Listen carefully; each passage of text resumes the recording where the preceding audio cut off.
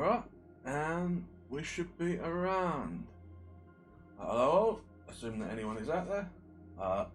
My name is SkitterSkreetch, you can call me Skitter, and I am, as always, a rat trapped inside a cursed library. Still, I don't think I have to keep doing this every time. You either get it or you don't. So yeah, today we are going to be reading some books. More specifically, we're going to be reading this here book, which is Animal Farm by George Orwell. Depending on how long it takes, it's not a super thick one, so I thought I might run out and get a couple more. And I managed to find these two in a new section, which are a pair of books by a fella named Damon Runyon, or I'm assuming they're both by the same. One of them just says Runyon, so it might be a Damon Runyon and a someone else Runyon. But these two are very short stories. Their sense of humour and the snatching of Bookie Bob. No clue what they're about, but if we don't, if we finish up early and we want to push on, I don't want to break into the Londons yet. I do still have a plan in mind for them, so the plan is to do these afterwards. If we have, time afterwards, and I still feel like reading them, I don't give out and all that stuff. So yeah. But yeah, as always, if anyone has questions, thoughts, whatever as we're going, if you need me to repeat something or whatever, or even if you just come in late and want me to restart, you can ask me to. Admittedly, I don't know how you'd know that if you come in late, because you won't have heard me say it now. But yeah. And as always, I'll try and stop every now and then, and we'll just give a little bit of commentary. The Runyon's pretty short, so we can do them quite quick, and I think Animal Farm has chapters, so I'll probably do a little break after every chapter. As is my way, and what. But yeah. So unless anyone has anything to say before we start, and without further ado, let's crack on with it. Animal Farm. Chapter 1. Mr. Jones of the Manor Farm had locked the hen houses for the night, with too drunk to remember to shut the potholes. With a ring of light from his lantern dancing from side to side, he lurched across the yard, kicked off his boots at the back door, drew himself a last glass of beer from the barrel in the scullery, and made his way up to bed, where Mrs. Jones were already snoring. As soon as the light in the bedroom went out, there were a stirring and a fluttering all through the farm building. Word had gone round today that the old Major, the prior's middle white boar, had a strange dream on the previous night and wished to communicate it to the other animals. It had been agreed that they should all meet in the big barn as soon as Mr. Jones was safely out of the way. Old Major, so we were always called, for the name under which he had been exhibited were Willingdon Beauty, so highly regarded on the farm that everyone were quite ready to lose an hour's sleep in order to hear what he had to say. I'm rushing this, slow down. At one end of the big barn, on a sort of raised platform, Major were already ensconced on his bed of straw, under a lantern which hung from a beam.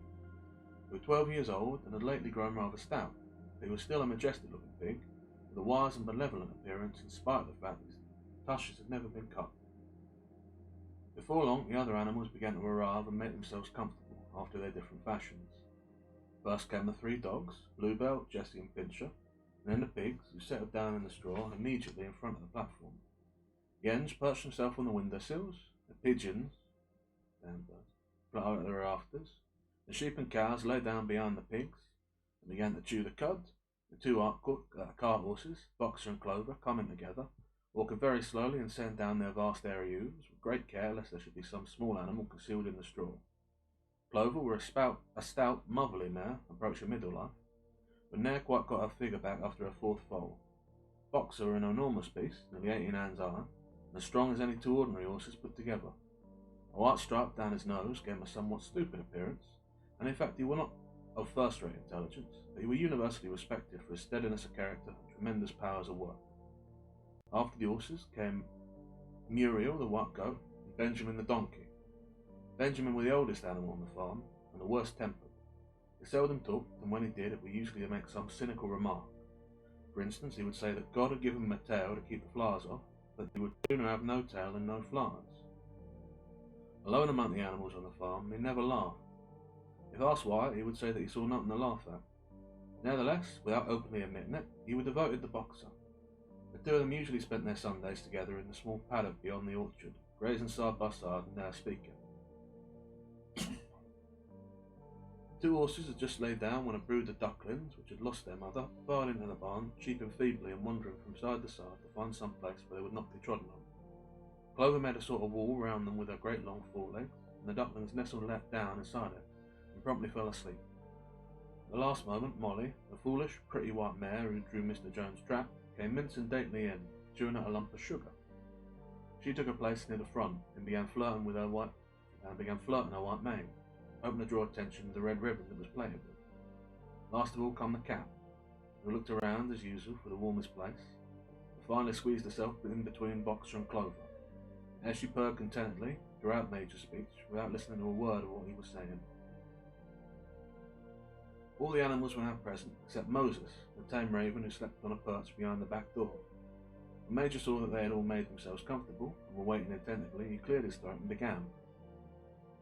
Comrades, you have heard already about the strange dream I had last night, but I will come to the dream later. Something else to say first. I do not think, comrades, that I shall be with you for many months longer, and before I die I feel it my duty to pass on to you such wisdom as I have acquired. I have had a long life, I have had much time for thought, as I lay alone in my stall, and I think I may say that I understand the nature of life on this earth, as well as any animal now living. It is about this that I wish to speak with you. Now, comrades, what is the nature of this life of ours? Let us face it, our lives are miserable, laborious and short. We are born, we are given just so much food as will keep the breath in our bodies, and those of us who are capable of it are forced to work to the last atom of our strength. And the very instant that our usefulness has come to an end, we are slaughtered with hideous cruelty. No animal in England knows the meaning of happiness or leisure after he is a year old. No animal in England is free. The life of an animal is misery and slavery. That is the plain truth. Is this simply a part of the order of nature? Is it because this land of ours is so poor that it cannot afford a decent life to those who dwell upon it? No, comrades, 1,000 times no. The soil of England is fertile, its climate is good, it is capable of affording food in abundance to an enormously greater number of animals than now inhabit it. This single farm of ours would support 12 horses, 20 cows, hundreds of sheep, and all of them living in comfort and dignity that are now almost beyond our imagining. Why then do we continue this miserable condition? Because nearly the whole of the produce of our labour is stolen away from us by human beings. There, comrades, is the answer to all our problems. It is summed up in a single word: man. Man is the only real enemy we have. Remove man from the scene, and the root cause of hunger and overwork is abolished forever. Man is the only creature that consumes without producing. He does not give milk, he does not lay eggs, he is too weak to pull the plough, he cannot run fast enough to catch rabbits. He is lord of all the animals. He sets them to work. He gives back to them the bare minimum that will prevent them from starving, and the rest he keeps for himself. Our labour tills the soil, our dung fertilises it, and yet there is not one of us that owns more than his bare skin. You cows that I see before me, how many thousands of gallons of milk have you given during this last year? And what has happened to that milk, which should have gone to breeding up sturdy calves? Every drop of it has now gone down the throats of our enemies. And you hens, how many eggs have you laid in this last year, and how many of those eggs have ever hatched into chickens? The rest have all gone to market to bring in money for Jones and his men. And you, Clover, where are those 4 foals you bore, who should have been the support and pleasure of your old age? Each was sold at a year old. You will never see one of them again. In return for your 4 confinements and all your labour in the field, what have you ever had except your base rations and a stall? And even the miserable lives we lead are not allowed to reach their natural span. For myself I do not grumble, for I am one of the lucky ones. I am 12 years old and have had over 400 children. Such is the natural life of a pig, but no animal escapes the cruel knife in the end. You young porkers who are sitting in front of me, every one of you will scream your lives out of the block within a year. That or we all must come, cows, pigs, hens, sheep, everyone. Even the horses and the dogs had no better fate. You, Boxer, the very day that those great muscles of yours lose their power, Jones will sell you to the knacker, who will cut your throat and boil you down for the foxhounds. As for the dogs, when they grow old and toothless, Jones ties a brick round their necks and drowns them in the nearest pond. Is it not crystal clear then, comrades, that all the evils of this life of ours spring from the tyranny of human beings? Only get rid of man, The produce of our labour would be our own. Almost overnight we could become rich and free. What then must we do? Why, work night and day, body and soul, for the overthrow of the human race. This is my message to you, comrades. Rebellion. I do not know when the rebellion will come. It might be in a week or in 100 years. But I know, as surely as I see this straw beneath my feet, that sooner or later justice will be done. Fix your eyes on that, comrades, throughout the short remainder of your lives. And above all, pass on this message of mine to those who come after you, so that future generations shall carry on the struggle until it is victorious. And remember, comrades, your resolution must never falter. No argument must lead you astray. Never listen when they tell you that man and the animals have a common interest, that the prosperity of one is the prosperity of the other. It is all lies. Man serves the interest of no creature except himself. And among us animals let there be perfect unity, perfect comradeship in the struggle. All men are enemies, all animals are comrades. At this moment there was a tremendous uproar. Our major was speaking. 4 large rats had crept out of their holes and were sitting on their hindquarters listening to him. The dogs had suddenly caught sight of them, and it were only by a swift dash for their holes that the rats saved their lives.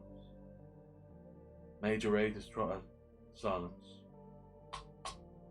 May have been. Comrades, here is a point that must be settled. The wild creatures, such as rats and rabbits, are they our friends or enemies? Let's put it to the vote. I propose this question to the meeting. Are rats comrades? The vote was taken at once, and it was agreed by an overwhelming majority that rats were comrades. There are only 4 dissenters, the 3 dogs and the cat, who were afterwards discovered to have voted on both sides. Major continued, I have little more to say. I merely repeat, remember always your duty of enmity towards man and all his ways. Whatever goes along 2 legs, upon 2 legs is an enemy. Whatever goes upon 4 legs or has wings is a friend. I remember also that in fighting man we must not come to resemble him. Even when you have conquered him, do not adopt his vices. No animal must ever live in an house or sleep in a bed or wear clothes or drink alcohol or smoke tobacco or touch money or engage in trade. All the habits of man are evil, and above all no animal must ever tyrannize over his own kind. Weak or strong, clever or simple, we are all brothers. No animal must ever kill any other animal. All animals are equal. And now, comrades, I will tell you about my dream a late night. I cannot describe that dream to you. It were a dream of the earth as it will be when man has vanished. It reminded me of something that I had long forgotten. Many years ago, when I were a little pig, my mother and the other sows used to sing an old song which they knew only the tune of the first 3 words. I had known that tune in my infancy, but it had long since passed out of my mind. Last night, however, it come back to me in my dream, and what's more, the words of the song also came back. Words, I am certain, which were sung by the animals a long ago, and have been lost to memory for generations. I will sing you that song now, comrades. I am old and my voice is hoarse, but when I have taught you the tune, you can sing it better for yourselves. It is called Beasts of England. Old Major cleared his throat and began to sing. As he had said, his voice was hoarse, but he sang well enough, and it was a stirring tune, something between Clementine and La Cucaracha. The words ran, Beasts of England, beasts of Ireland, beasts of every land and clime, hearken to my joyful tidings of the golden future time. Soon or late the day is coming, tyrant man shall overthrown, and the fruit and field of England shall be trod by beasts alone. Rings shall vanish from our noses, and the harness from our backs. Bit and spur shall rust forever, cruel whips no more shall crack. Riches more than man can picture, wheat and barley, oats and hay, clover, beans and mangel wurzels shall be ours upon that day. Bright will shine the fields of England, purer shall its waters be, sweeter yet shall blow its breezes on the day that sets us free. For that day we all must labour, though we die before it breaks. Cows and horses, geese and turkey, all must toil for freedom's sake. Beasts of England, beasts of Ireland, beasts of every land and clime, hearken well and spread my tidings of the golden future time. The singing of this song threw some animals into the wildest excitement. Almost before Major had reached the end, they had begun singing it for themselves. Even the stupidest of them had already picked up the tune, and a few of the words, and as for the clever ones, such as the pigs and dogs, they had the entire song learnt by heart within a few minutes. And then, after a few preliminary tries, the old farm burst out in the Beasts of England in tremendous unison. The cows lowed it, the dogs whined it, the sheep bleated it, the horses whinnied it, the ducks quacked it. They were so delighted with the song that they sang it right through 5 times in succession, and might have continued singing it all night had they not been interrupted. Unfortunately, the uproar awoke Mr. Jones, who sprang out of bed, making sure that there were a fox in the yard. He seized the gun, which always stood in a corner of his bedroom, and let fly a charge of number 6 shot into the darkness. The pellets buried themselves in the wall of the barn, and the meeting broke up hurriedly. Everyone fled to his own sleeping place. The birds jumped onto their perches, the animals settled down in the straw, and the old farmer asleep in moments. That's the end of chapter 1. I thought this was going to be a bit of a lighter text, but sure, Overthrow Man, Revolution, seemed alright to me. I'll have a quick drink of water. Yeah, I mean, presumably this book was written by a person, so I don't know that they're being quite literal when they say that humanity should be overthrown. But I mean, it is within my own personal interest to see it happen, so yeah. Revolution, baby! Let's kill all men. Or overthrow them all. Yeah, I mean, there's a certain amount of truth to it. Farm animals, especially labouring animals, are pretty, well, I say especially labouring animals are particularly poor treated by, human beings. Like, I was going to say maybe animals that produce have it worse, but then, I don't know. Most of them have a fairly easy life, if not especially compelling. A man does take the great majority of all the work done on the farm. I suppose there's not so many labouring animals, are there, these days? It's mostly machines rather than horses. I don't know. Anyway, it's not a great thing to be an animal on a farm, is what I'll say. I appreciate that rats were specifically voted in as comrades. I did not expect that. And I don't know that it will last, because people tend not to like rats in the long term, but it's nice that they did do that. I feel included, I feel seen, I feel proud of the revolution.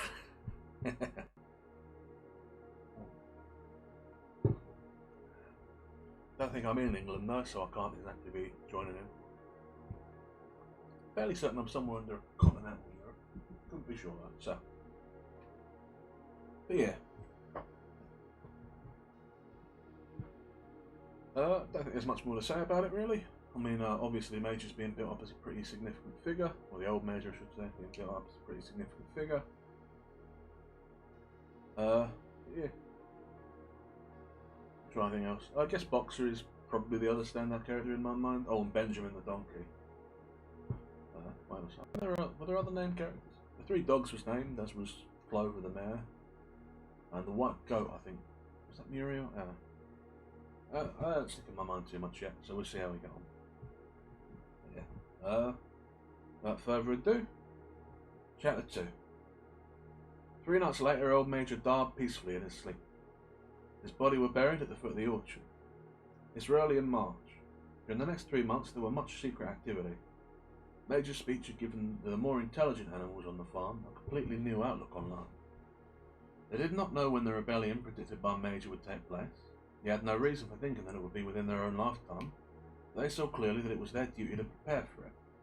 The work of teaching and organising the others fell naturally upon the pigs, who were generally recognised as being the cleverest of the animals. Preeminent among the pigs were 2 young boars named Snowball and Napoleon, who Mr. Jones were breeding up for sale. Napoleon were a large, rather fierce-looking Berkshire boar, the only Berkshire on the farm, not much of a talker, with a reputation for getting his own way. Snowball were a more vivacious pig than Napoleon, quicker in speech and more inventive, but were not considered to have the same depth of character. All the other male pigs on the farm were porkers. The best known among them were a small fat pig named Squealer, with very round cheeks, twinkling eyes, nimble movements and a shrill voice. He was a brilliant talker, and when he were arguing some difficult point had a way of skipping from side to side and whisking his tail, which was somehow very persuasive. The others said of Squealer that he could turn black in the white. These 3 had elaborated old Major's teachings into a complete system of thought, to which they gave the name of animalism.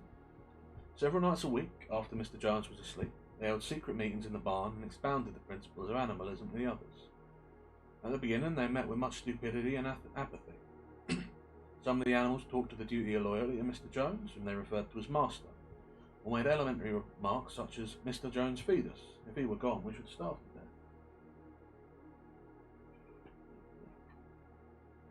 Others asked such questions as, "Why should we care what happens after we are dead?" Or, "If this rebellion is to happen anyway, what difference does it make whether we work for it or not?" And the pigs had great difficulty in making them see this was a contrary to the spirit of animalism. The stupidest questions of all were asked by Molly, the white mare. The very first question she asked Snowball was, will there still be sugar after the rebellion? "No," said Snowball firmly. "We have no means of making sugar on this farm. Besides, you do not need sugar. We'll have all the oats and hay you want." "And shall I still be allowed to wear the ribbons in my name?" asked Molly. "Comrades," said Snowball, "these ribbons you are so devoted to are the badge of slavery. Can you not understand that liberty is worth more than those ribbons?" Molly agreed, but she did not sound very convinced. The pigs had an even harder struggle to counteract the lies put about by Moses, the tame raven. Moses, who was Mr. Jones's special pet, were a spy and tale-bearer, but he was also a clever talker. He claimed to know of the existence of a mysterious country called Sugar Candy Mountain, to which all animals went when they died. It was situated somewhere up in the sky, a little distance beyond the clouds, Moses said. In Sugar Candy Mountain it was Sunday 7 days a week. Clover was in season all the year round, and lump sugar and linseed cake grew on the edges. The animals hated Moses because he told tales and did no work, but some of them believed in Sugar Candy Mountain, and the pigs had to argue very hard to persuade them there were no such place. Their most faithful disciples were the two cart horses, Boxer and Clover. These two had great difficulty in thinking anything out for themselves, but having once accepted the pig as their teachers, they absorbed everything that they were told, and passed it on to the other animals by simple arguments. They were unfailing in their attendance at the secret meetings in the barn, and led the singing of Beasts of England, with which the meeting always ended. Now, as it turned out, the rebellion was achieved much earlier and more easily than anyone had expected. In past years, Mr. Jones, though an hard master, had been a capable farmer, but late he had fallen on evil days. He had become much disheartened after losing money in a lawsuit, and had taken to drinking more than was good for him. For whole days at a time he would lounge in his wind's chair in the kitchen, reading the newspaper, drinking, and occasionally feeding Moses on crusts of bread soaked in beer. His men were idle and dishonest, the fields were full of weeds, the buildings wanted roofing, the edges were neglected, and the animals were underfed. June came, and the hay were almost ready for cutting. On Midsummer's Eve, which was Saturday, Mr. Jones went into Willingdon and got so drunk at the Red Lion that he did not come back till midday on Sunday. The men had milked the cow in the early morning and then had gone out rabbiting, without bothering to feed the animals. When Mr. Jones got back, he immediately went to sleep on the drawing-room sofa, with the news of the world over his face, so that when evening came, the animals were still unfed. At last they could stand it no longer. One of the cows broke in the door of the store shed with her horn, and the animals all began to help themselves to from the bins. It was just then that Mr. Jones woke up. The next moment, he and his 4 men were in the store shed with whips in their hands, lashing out in all directions. This was more than the hungry animals could bear. With one accord, though nothing of the kind had been planned beforehand, they flung themselves upon their tormentors. Jones and his men suddenly found themselves being butted and kicked from all sides. The situation was quite out of their control. They had never seen animals behave like this before, and the sudden uprising of creatures, whom they were used to thrashing and maltreating just as they chose, frightened them almost out of their wits. After only a moment or two, they gave up trying to defend themselves and took their heels. A minute later, all 5 of them were in full flight down the cart track that led to the main road, with the animals pursuing them in triumph. Mrs. Jones looked out the bedroom window, saw what was happening, hurriedly flung a few possessions into a carpet bag, and slipped out of the farm by another way. Moses sprang off his perch and flapped after her, croaking loudly. Meanwhile the animals chased Jones and his men out of the road and slammed the far-barred gate behind them. And so, almost before they knew what was happening, the rebellion had been successfully carried through. Jones were expelled, and the manor farm were theirs. For the first few minutes, the animals could hardly believe in their good fortune. Their first act was to gallop in a body right round the boundaries of the farm, as they had made quite sure that no human being was hiding anywhere upon it, and they raced back to their farm building to wipe out the last traces of Jones' hated reign. The harness room at the end of the stables were broken open. The bits and the nose rings, the dog chains, the cruel knives with which Mr. Jones had been used to castrate the pigs and lambs were all flung down the well. The reins, the halters, the blinkers, the degrading nose bags were thrown onto the rubbish fire which were burning in the yard. So were the whips. All the animals capered with joy when they saw the whips going up in flames. Snowball also flew onto the fire the ribbons with which the horses' manes and tails had usually been decorated on market days. Ribbons, they said, should be considered as clothes, which are the marks of human being. All animals should go naked. When Boxer heard this, he fetched a small straw hat which he wore in summers to keep the flies out of his ears, and flung it onto the fire with the rest. See, that's just a practical piece of clothing, though. In a very little while, the animals had destroyed everything that reminded them of Mr. Jones. Napoleon then led them back to the store shed and served out a double ration of corn to everybody, with 2 biscuits for each dog. Then they sang Beast of England from end to end 7 times running, and after that they settled down for the night and slept as they had never slept before. But they woke at dawn as usual, and suddenly remembering the glorious thing that had happened, all raced out into the pasture together. A little way down the pasture there were a knoll that commanded a view of most of the farm. The animals rushed to the top of it and gazed round them in the clear morning light. Yes, it were theirs. Everything that they could see were theirs. In the ecstasy of that thought they gambolled round and round, and they held themselves in the air in great leaps of excitement. They rolled in the dew, they cropped mouthfuls of sweet summer grass, they kicked up clods of the black earth and sniffed its rich scent. Then they made a tour of inspection of the old farm, and surveyed with special admiration the ploughland, the hayfield, the orchard, the pool, the spinney. It were as though they had never seen these things before, and even now they could hardly believe that they were all their own. Then they filed back in the farm buildings and halted in silence outside the door of the farmhouse. That were theirs too. They were frightened to go inside. After a moment, however, Snowball and Napoleon butted the door open with their shoulders, and the animals entered in single file, walking with the utmost care for fear of disturbing anything. They tiptoed from room to room, afraid to speak above a whisper, and gazing with a kind of awe at the unbelievable luxury, at the beds with their feather mattresses, the looking-glasses, the horsehair sofa, the Brussels carpet, the lithograph of Queen Victoria over the drawing-room mantelpiece. They were just coming down the stairs when Molly was discovered to be missing. Going back, the others found that she had remained behind in the best bedroom. She had taken a piece of blue ribbon from Miss Jones' dressing table and were holding it against her shoulders and admiring herself in the glass in a very foolish manner. The others reproached her sharply, and they went outside. Some hangings hanging in the kitchen were taken out for burial, and the barrel of beer in the scullery was stove in with a kick from Boxer's hoof. Otherwise nothing in the house was touched. A unanimous resolution was passed on the spot that the farmhouse should be preserved as a museum. All were agreed that no animal must ever live there. The animals had their breakfast, and then Snowball and Napoleon called them together again. "Comrades," said Snowball, "it is 6:30 and we have a long day before us. Today we begin the hay harvest. There is another matter that must be attended to first." The pigs now revealed that during the past 3 months they had taught themselves to read and write from an old spelling book which belonged to Mr. Jones' children, which had been thrown out on the rubbish heap. Napoleon sent for pots of black and white paint, and led the way down to the 5-barred gate that were on the main road. Then Snowball, for it was Snowball who were best at writing, took a brush between the 2 knuckles of his trotter, painted out Manor Farm from the top bar of the gate, and in its place painted Animal Farm. This would be the name of the farm from now onwards.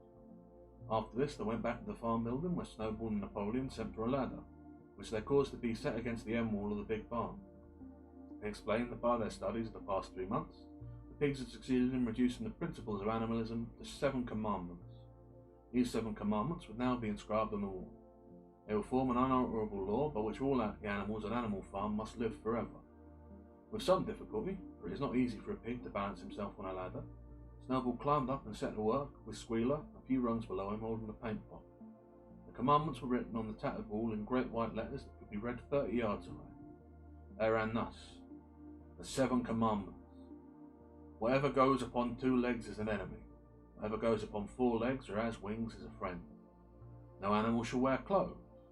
No animal shall sleep in a bed. No animal shall drink alcohol. No animal shall kill any other animal. All animals are equal. They were very neatly written, except that friend were written friend, that's F-R-E-I-N-D, and one of the S's were the wrong way round. The spelling were correct, all the way through. Snowball read it aloud for the benefit of the others. All the animals nodded in complete agreement, and the clever ones at once began to learn the commandments by heart. "Now, comrades," cried Snowball, throwing down the paintbrush, "to the hayfield.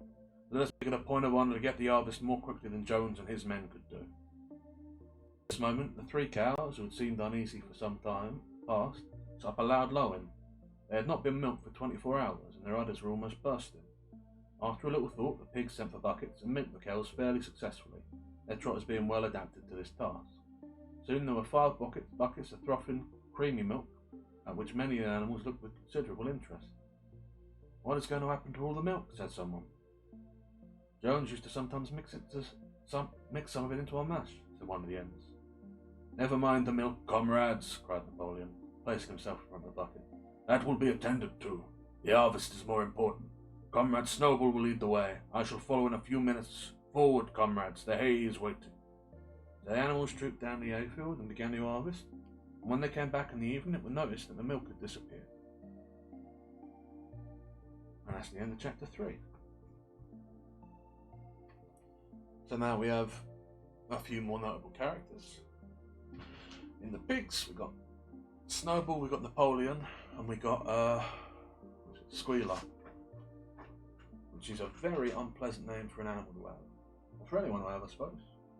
I don't think you'd like to be friends with someone called Squealer. But yeah, it seems like Snowball's sort of the one taking charge. But Napoleon has, a reputation for getting his way. And he's clearly a crafty one, given that he definitely stole that milk.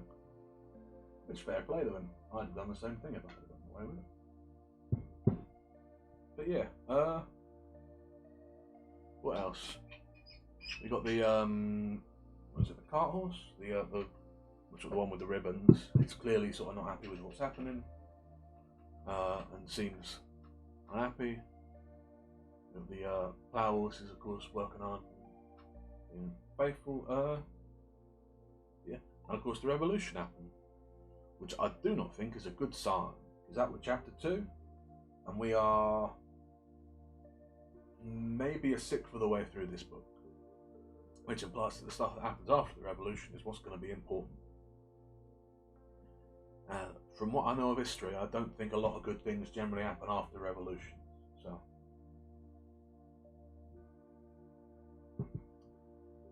you never know. I suppose it could be a lovely story in setting up an egalitarian and republican government, but I'm somewhat doubtful. Let's see. Trying to think if there's anything else particularly notable that happened. I mean, we've got the 7 commandments of animalism. It's pretty solid. Anything else that's notable? I'm trying to think. No, although I must say, I must give a moment of admiration to Mrs. Jones, who cleverly saw the things blowing the wrong way and packed the things and left. There is smart. There is smart. I don't think I've got much else to say. So I'll have a quick drink of water. And we'll press on.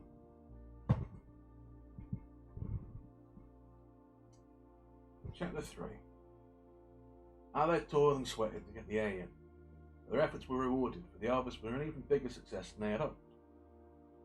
Sometimes the work were hard. The implements had been designed for human beings and not for animals, and there were a great drawback that no animal were able to use any tool that involved standing on his hind legs. But the pigs were so clever that they could think of a way around every difficulty.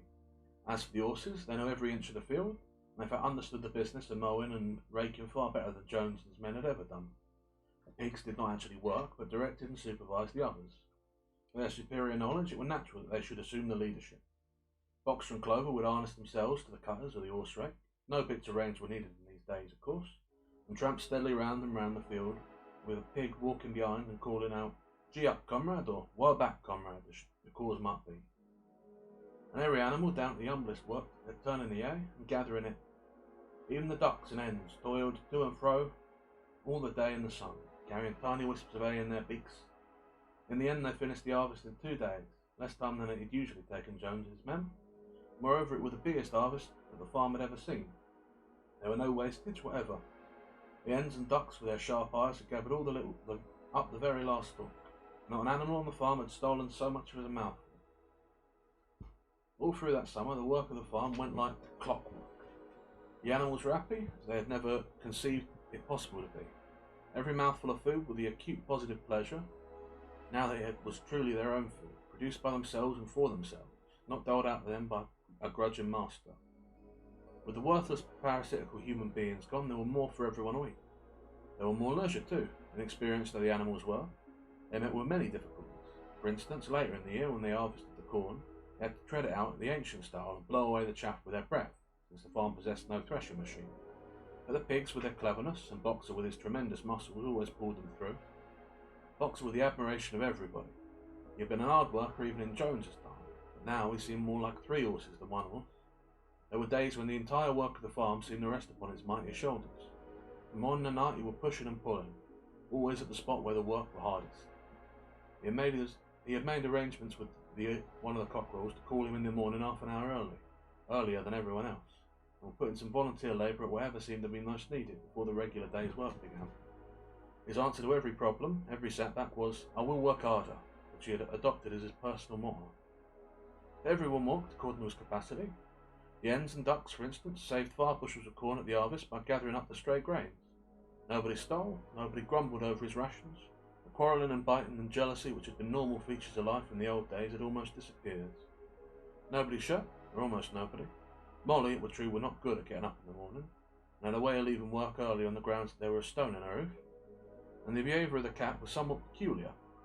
It was soon noticed that when there was work to be done, the cat could ne'er be found. She would vanish for hours on end, and then reappear at meal times or in the evening after work were over, as though nothing had happened. But she always made such excellent excuses, and purred so affectionately, it were impossible not to believe her in her good intentions. Old Benjamin the donkey seemed quite unchanged since the rebellion.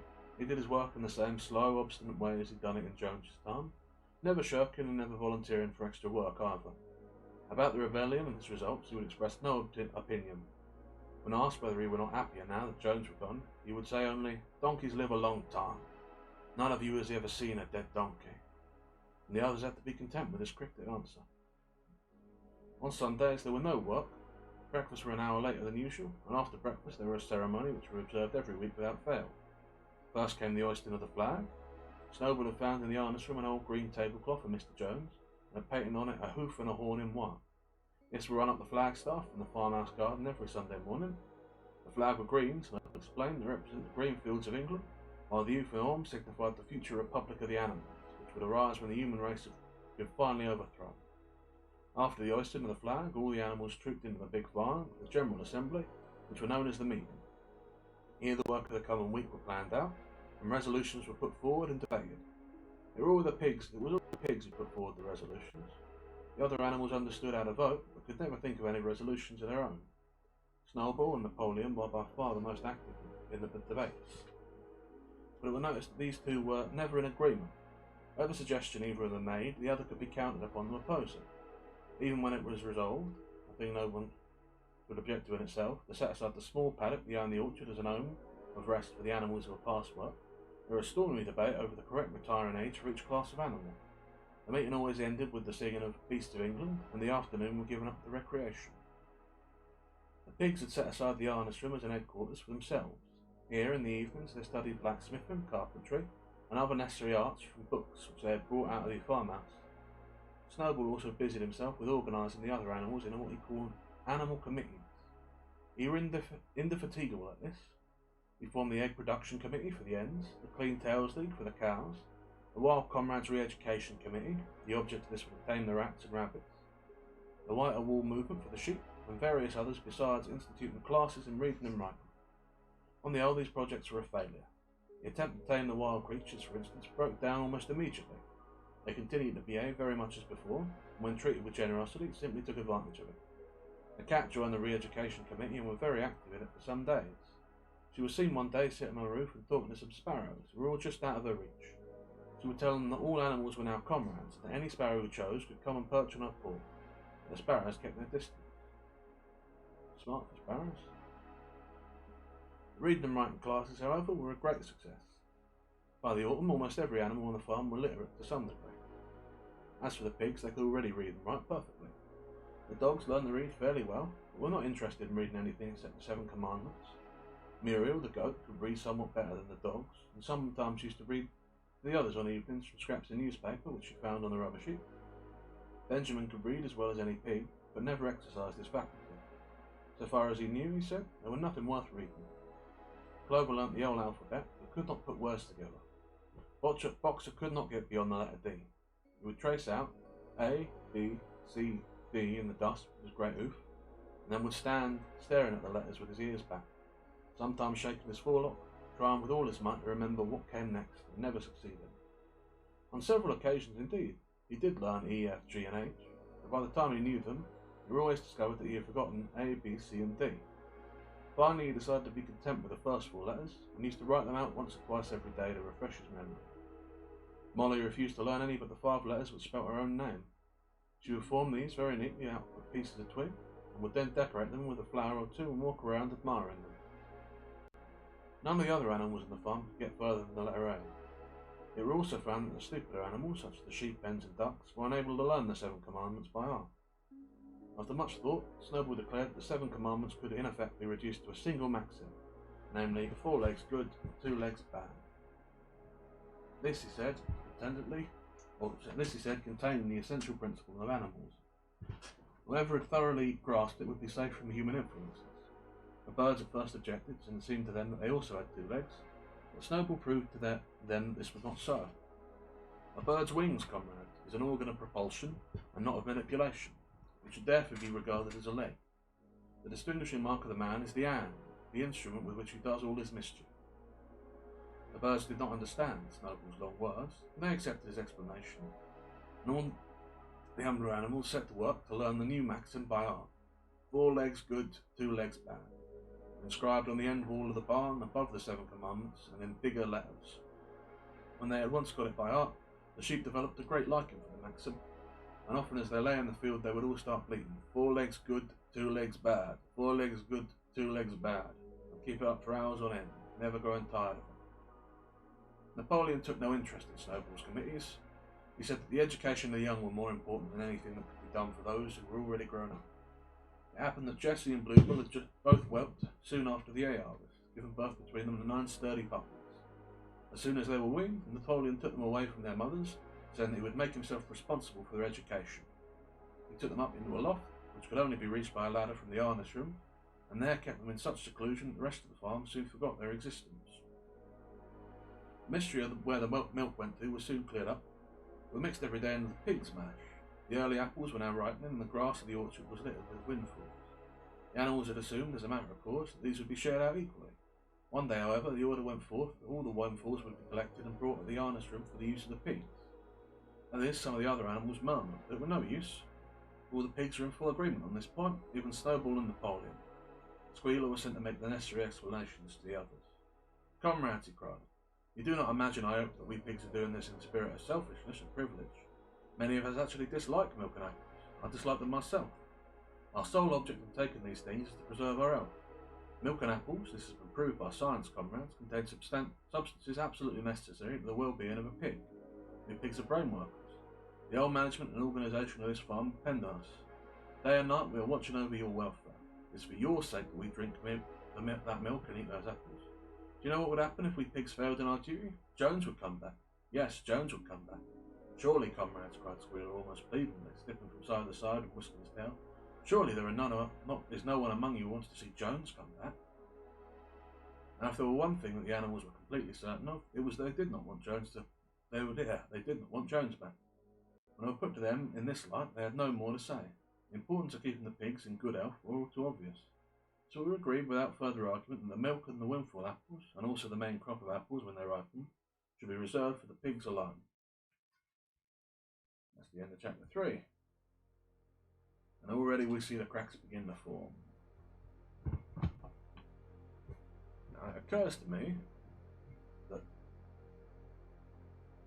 in the text that we have, there is no evidence that before the overthrow of Jones that pigs had ever received milk or apples. Indeed, the only animal who had any claim prior to that of having received milk was the chicken, who sometimes had mixed in with their mash. And it seems to me that the pigs have been working all this time without milk, and before the fall of the apples, no apples. So of course this is a lie. The cat is of course trying to eat sparrows, and would no doubt be trying to eat rats. So good on the rats for avoiding coming in. It were nice of them to recognise us as comrades, but I think we're probably better off outside of the system as they are putting it together.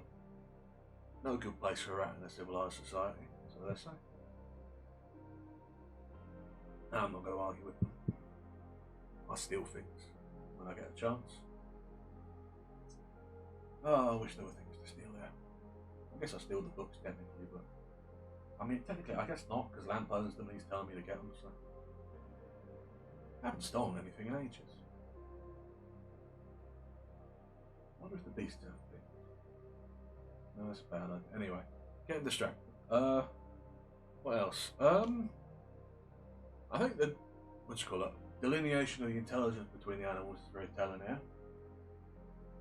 I'm sure there's going to be a significant reason behind it, but I mean, it's true in the world that there are animals that are smarter than others.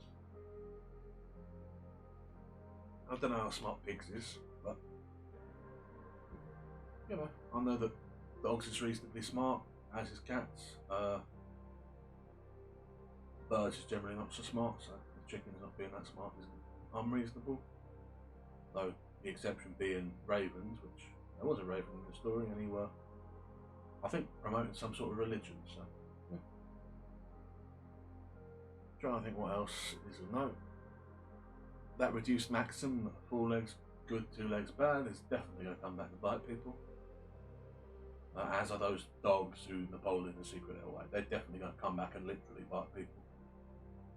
Why else would you raise cadre of dogs?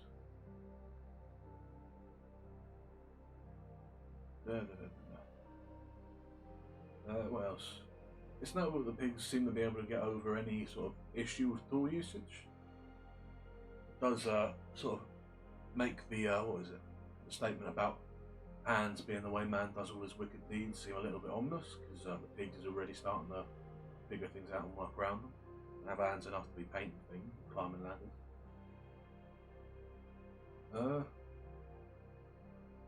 And yeah, Squealer is squealing and spreading disinformation, which, I mean, he's called Squealer. Have me water and we'll get back.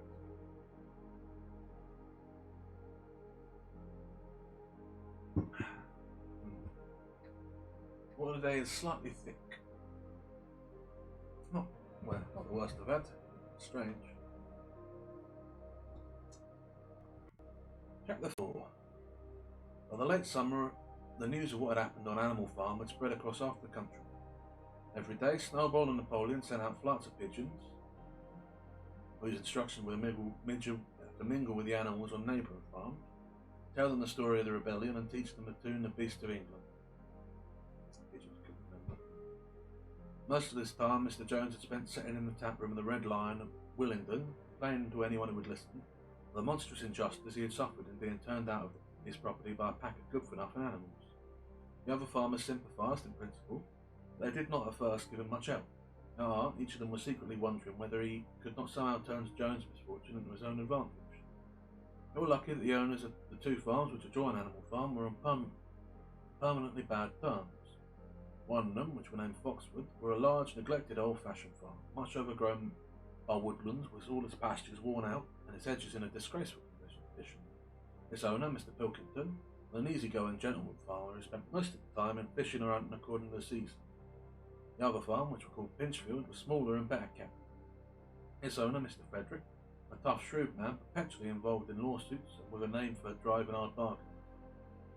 These 2 disliked each other so much that it was difficult for them to come to any agreement, even in defence of their own interests. Nevertheless, they were both thoroughly frightened by the rebellion on Animal Farm, and very anxious to prevent their own animals from learning too much about it. At first, they pretended to laugh, to scorn the idea of animals managing a farm for themselves. The whole thing would be over in a fortnight, they said. They put it about that the animals on the manor farm, as they insisted on calling it the manor farm, they would not tolerate the name Animal Farm, were perpetually fighting among themselves and were also rapidly starving to death. When time passed and the animals had evidently not starved to death, Frederick and Pilkington changed their tune and began to talk of the terrible wickedness that now flourished on Animal Farm. They were giving out to the animals their practiced cannibalism, tortured one another with red-hot horseshoes, and had their females in common. This was what came of rebelling against the laws of nature, Frederick and Pilkington said. However, these stories were never fully believed. Rumours of a wonderful farm, where the human beings had been turned out and the animals managed their own affairs, continued to circulate in vague and distorted forms. and throughout the year a wave of rebelliousness ran through the countryside. Bulls, which had always been tractable, suddenly turned savage. Sheep broke down edges and devoured the clover. Cows kicked the pail over. Hunters refused their fences and shot their riders on the other side. Above all, the tune of it and even the words of Beast of England were known everywhere. It spread with astonishing speed. The human beings could not contain their rage when they heard this song. They pretended to think it merely ridiculous. They could not understand, they said, how even animals could bring themselves to sing such contemptible rubbish. Any animal caught singing it were given a flogging on the spot, and yet the song were irrepressible. Blackbirds whistled it in the edges, pigeons cooed it in the elms. It got into the din of the smithies and the tune of the church bells. When the human beings listened to it, they secretly trembled, hearing in it a prophecy of their future doom. Early in October, when the corn were cut and stacked, and some of it were already threshed, a flight of pigeons came wildly through the air and alighted in the yard of Animal Farm, in the wildest excitement. Jones and all his men, with half a dozen others from Foxwood and Pinchfield, had entered the far bar gate and were coming up the cart track that led to the farm. They were all carrying sticks, except Jones, who were marching ahead with a gun in his hands. Obviously, they were going to attempt the recapture of the farm. This had long been expected, and all preparations had been made. Snowball, who had studied an old book of Julius Caesar's campaigns, which he had found at the farmhouse, were in charge of the defensive operation. He gave his orders quickly, and in a couple of minutes every animal were at its post. As the human beings approached the farm buildings, Snowball launched his first attack. All the pigeons, to the number of 35, flew to and fro over the men's heads and dropped their dung on them from mid-air. And while the men were dealing with this, geese, who had been hiding behind the edges, rushed out and pecked viciously at the calves of their legs. However, this were only a light skirmishing manoeuvre intended to create a little disorder, and the men easily drove the geese off with their sticks. Snowball now launched his second line of attack. Muriel, Benjamin, and all the sheep, with Snowball at the head of them, rushed forward and prodded and butted the men from every side, while Benjamin turned around and lashed at them with his small hoops. Once again, the men with their sticks and their hobnailed boots were too strong for them, and suddenly, at a squeal from Snowball, which worked the signal for retreat, all the animals turned and fled through the gateway into the yard. They then gave a shout of triumph. They saw, as they imagined, their enemies in flight, and they rushed after them in disorder. This was just what Snowball had intended. As soon as they were well inside the yard, the 3 horses, the 3 cows, and the rest of the pigs, who had been lying in ambush in the cowshed, suddenly emerged in their rear, cutting them off. Snowball now gave the signal for the charge. He himself dashed straight for Jones. Jones saw him coming, raised his gun and fired. A pellet scored bloody streaks along Snowball's back, and a sheep dropped dead. Without holding for an instant, Snowball flung his 15 stones against Jones' legs. Jones was hurled into a pile of dung, and his gun flew off out of his hands. The most terrifying spectacle of all was Boxer, rearing up on his iron legs and striking out with his great iron-shod ooze like a stallion. His very first blow took a stable lad from Foxwood on the skull and stretched him lifeless in the mud. At the sight, several men dropped their sticks and tried to run. Panic overtook them, and the next moment all the animals together were chasing them round and round the yard. They were gored, kicked, bitten, trampled on. There were not an animal on the farm that did not take vengeance on them after his own fashion. Even the cat suddenly leapt off a roof onto a cowman's shoulders and sank her claws in his neck, for which he yelled horribly.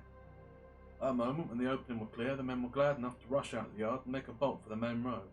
And so within 5 minutes of their invasion, they were in ignominious retreat by the same way as they had come, with a flock of geese sitting after them and pecking at their calves all the way. All the men were gone except one. Back in the yard, Boxer was pouring with his hoof at the stable lad, who lay face down in the mud, trying to turn him over. The boy did not stir. "He is dead," said Boxer sorrowfully. "I had no intention of doing that. I forgot that I was wearing iron shoes. Who will believe that I did not do this on purpose?" "No sentimentality, comrade," cried Snowball, from whose wounds the blood was still dripping. "War is war. The only good human being is a dead one." "I have no wish to take life, not even human life," repeated Boxer, and his eyes were full of tears. "Where's Molly?" exclaimed somebody. Molly, in fact, were missing. For a moment there was great alarm. They were feared the men might have harmed her in some way, or even carried her off with them. In the end, however, she was found hiding in her stall with her head buried among the hay in the manger. She had taken a flight as soon as the gun went off. And when the others came back from looking for her, it would have found that the stable lad were in fact only stunned and had already recovered and made off. The animals had now reassembled in the wildest excitement, each recounting his own exploits in the battle at the top of his voice. An impromptu celebration of the victory were held immediately. The flag were run up, and Beast of England was sung a number of times, and the sheep who had been killed were given a solemn funeral, an hawthorn bush being planted on her grave. At the graveside, Snowball made a little speech, emphasising the need for all animals to be ready to die for Animal Farm if need be. The animals decided unanimously to create a military decoration, Animal Hero, First Class, which were conferred then and there on Snowball and Boxer. It consisted of a brass medal. There were really some old horse brasses which had been found in the Irons room. They were worn on Sundays and holidays. There were also Animal Hero Second Class, which were conferred posthumously on the dead sheep. There was much discussion as to what the battle should be called. In the end, it was named the Battle of the Cowshed, as that was where the ambush had been sprung. Mr. Jones' gun had been found lying in the mud, and it was known that there were a supply of cartridges in the farmhouse. We decided to set the gun up at the foot of the flagstaff like a piece of artillery, and fire it twice a year, once on October the 12th, the anniversary of the Battle of the Cowshed, and once on Midsummer's Day, the anniversary of the rebellion. That's the end of chapter 4.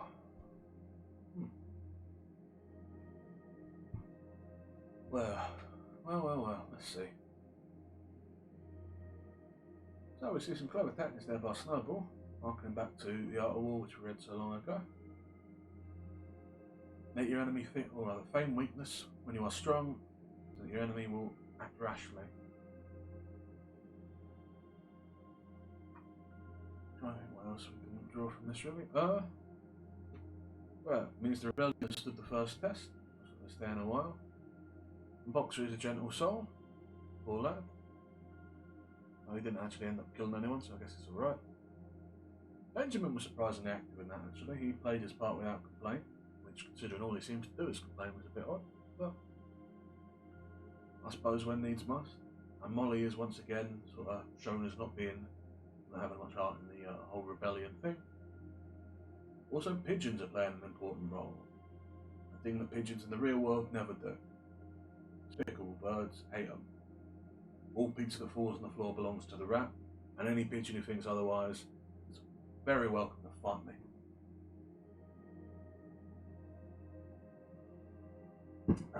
Yeah, that war is definitely a bit. Trying to think if there's anything else notable. We had a death in the battle. The form of that sheep remains nameless, so I'm assuming it won't be too important. Snowball were wounded and led the affairs, which I suppose gives him a notable degree of power. Military affairs are pretty important to a nation. Yeah.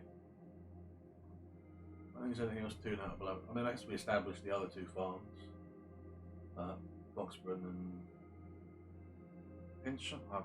Okay, I don't actually remember the name, but we've got that character, the old gentleman, indulgent farmer, and the more efficient, hard-working fellow with the smaller farm.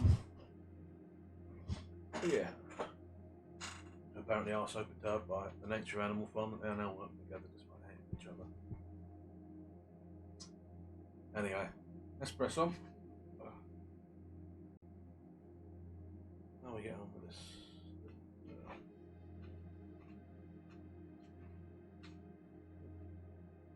A little less than a third of the way through, it looks like. So. Probably won't do the other short stories, since this looks like it will probably take us 3 hours or so to get through. As winter drew on, Molly became more and more troublesome. She was late for work every morning, and excused herself by saying that she had overslept, and she complained of mysterious pains, although her appetite were excellent. On every kind of pretext, she would run away from work and go to the drinking pool, where she would stand foolishly gazing at her own reflection in the water. There were also rumours of something more serious. One day, as Molly strolled blithely into the yard, flirting a long tail and chewing a stalk of hay, Clover took her aside. "Molly," she said, "I have something very serious to say to you. This morning I saw you looking over the edge that divides Animal Farm from Foxwood. One of Mr. Pilkington's men was standing on the other side of the edge, and I was a long way away, but I am almost certain I saw this. He was talking to you when you were allowing him to stroke your nose. What does this mean, Molly?" "He didn't. I wasn't. It isn't true," cried Molly, giving a prance about and falling round. "Molly, look me in the face. You give me your word of honour that that man was not stroking your nose?" "It isn't true," repeated Molly. She could not look Clover in the face. The next moment she took to her heels and galloped away into the field. A thought struck Clover. Without saying anything to the others, she went to Molly's stall and turned over the straw with her hoof. Hidden under the straw were a little pile of lump sugar and several bunches of ribbon of different colours. 3 days later, Molly disappeared. For some weeks, nothing was known of her whereabouts, and the pigeons reported that they had seen her on the other side of Willingdon. She was between the shafts of a smart dog cart painted red and black, which was standing outside a public house. A fat, red-faced man in cheek breeches and gaiters, who looked like a publican, was stroking her nose and feeding her with sugar. Her coat was newly clipped, and she wore a scarlet ribbon round her forelock. She appeared to be enjoying herself, so the pigeons said. None of the animals would ever mention Molly again. And generally, there came bitterly hard weather. The earth was like iron, and nothing could be done in the fields. Many meetings were held in the big barn, and the pigs occupied themselves with planning out the work of the coming season. It had come to be accepted that the pigs, who were manifestly cleverer than the other animals, should decide all questions of farm policy, and their decisions had to be ratified by a majority vote. This arrangement would have worked well enough if it had not been for the disputes between Snowball and Napoleon. These two disagreed at every point where disagreement was possible. If one of them suggested sowing a bigger acreage with barley, the other was certain to demand a bigger acreage of oats. And if one of them said that such a field was just right for cabbages, the other would declare they were useless for anything except roots. Each had its own following, and there were some violent debates. At the meetings, Snowball often won over the majority by his brilliant speeches, but Napoleon was better at canvassing support for himself in between times. He was especially successful with the sheep. Late, the sheep had taken to bleating 4 legs good, 2 legs bad, both in and out of season. 2 legs bad, both in and out of season.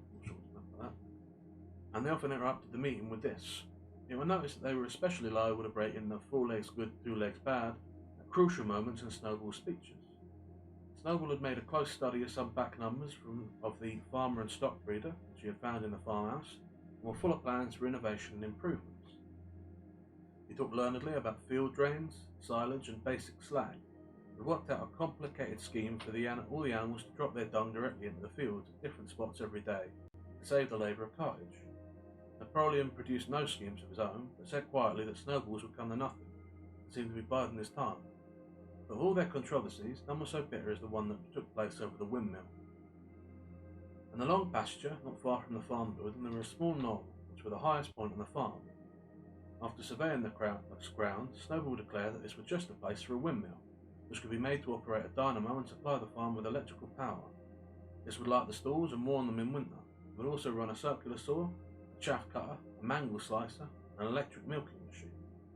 The animals had never heard of anything of this kind before, but the farm were old-fashioned ones with only the more primitive machinery, and they listened in astonishment while Snowball conjured up pictures of fantastic machines which would do their work for them, while they grazed at their ease in the fields or improved their minds with reading and conversation. Within a few weeks, Snowball's plan for the windmill were fully worked out. The mechanical details came mostly from 3 books which had belonged to Mr. Jones: 1,000 Useful Things to Do About the House, Every Man His Own Bricklayer, and Electricity for Beginners. Snowball used as his study a shed which had once been used for incubators and had a smooth wooden floor suitable for drawing on. He was closeted there for hours at a time. With his books held open by a stone and with a piece of chalk gripped between the knuckles of his trotter, he would move rapidly to and fro, drawing in line after line and uttering little whimpers of excitement. Gradually the plans grew in a complicated mass of cranks and cogwheels, covering more than half the floor, which the other animals found completely unintelligible but very impressive. All of them came to look at Snowball's drawing at least once a day. Even the hens and ducks came, and were at pains not to tread on the chalk marks. Only Napoleon held aloof. He had declared himself against the windmill from the start. One day, however, he arrived unexpectedly to examine the plans. He walked heavily around the shed, looked closely at every detail of the plans, and snuffed at them once or twice, then stood for a little while contemplating them out of the corner of his eye, and then suddenly lifted his leg, urinated over the plans, and walked out without uttering a word. The old farmer was deeply divided on the subject of the windmill. Snowball did not deny that the building would be a difficult business. Stone would have to be quarried and built up in the walls, and the sails would have to be made, and after that would be need for dynamos and cables. How these were to be procured, Snowball did not say, but he maintained that it could all be done in a year, and thereafter he declared so much labour would be saved that the animals would only need to work 3 days a week. Napoleon, on the other hand, argued that the great need of the moment was to increase food production, and if they wasted time on the windmill, they would all starve to death. The animals formed themselves into 2 factions under the slogan, Vote for Snowball and the 3-day week, and vote for Napoleon and the full manger. Benjamin were the only animal who did not side with either faction.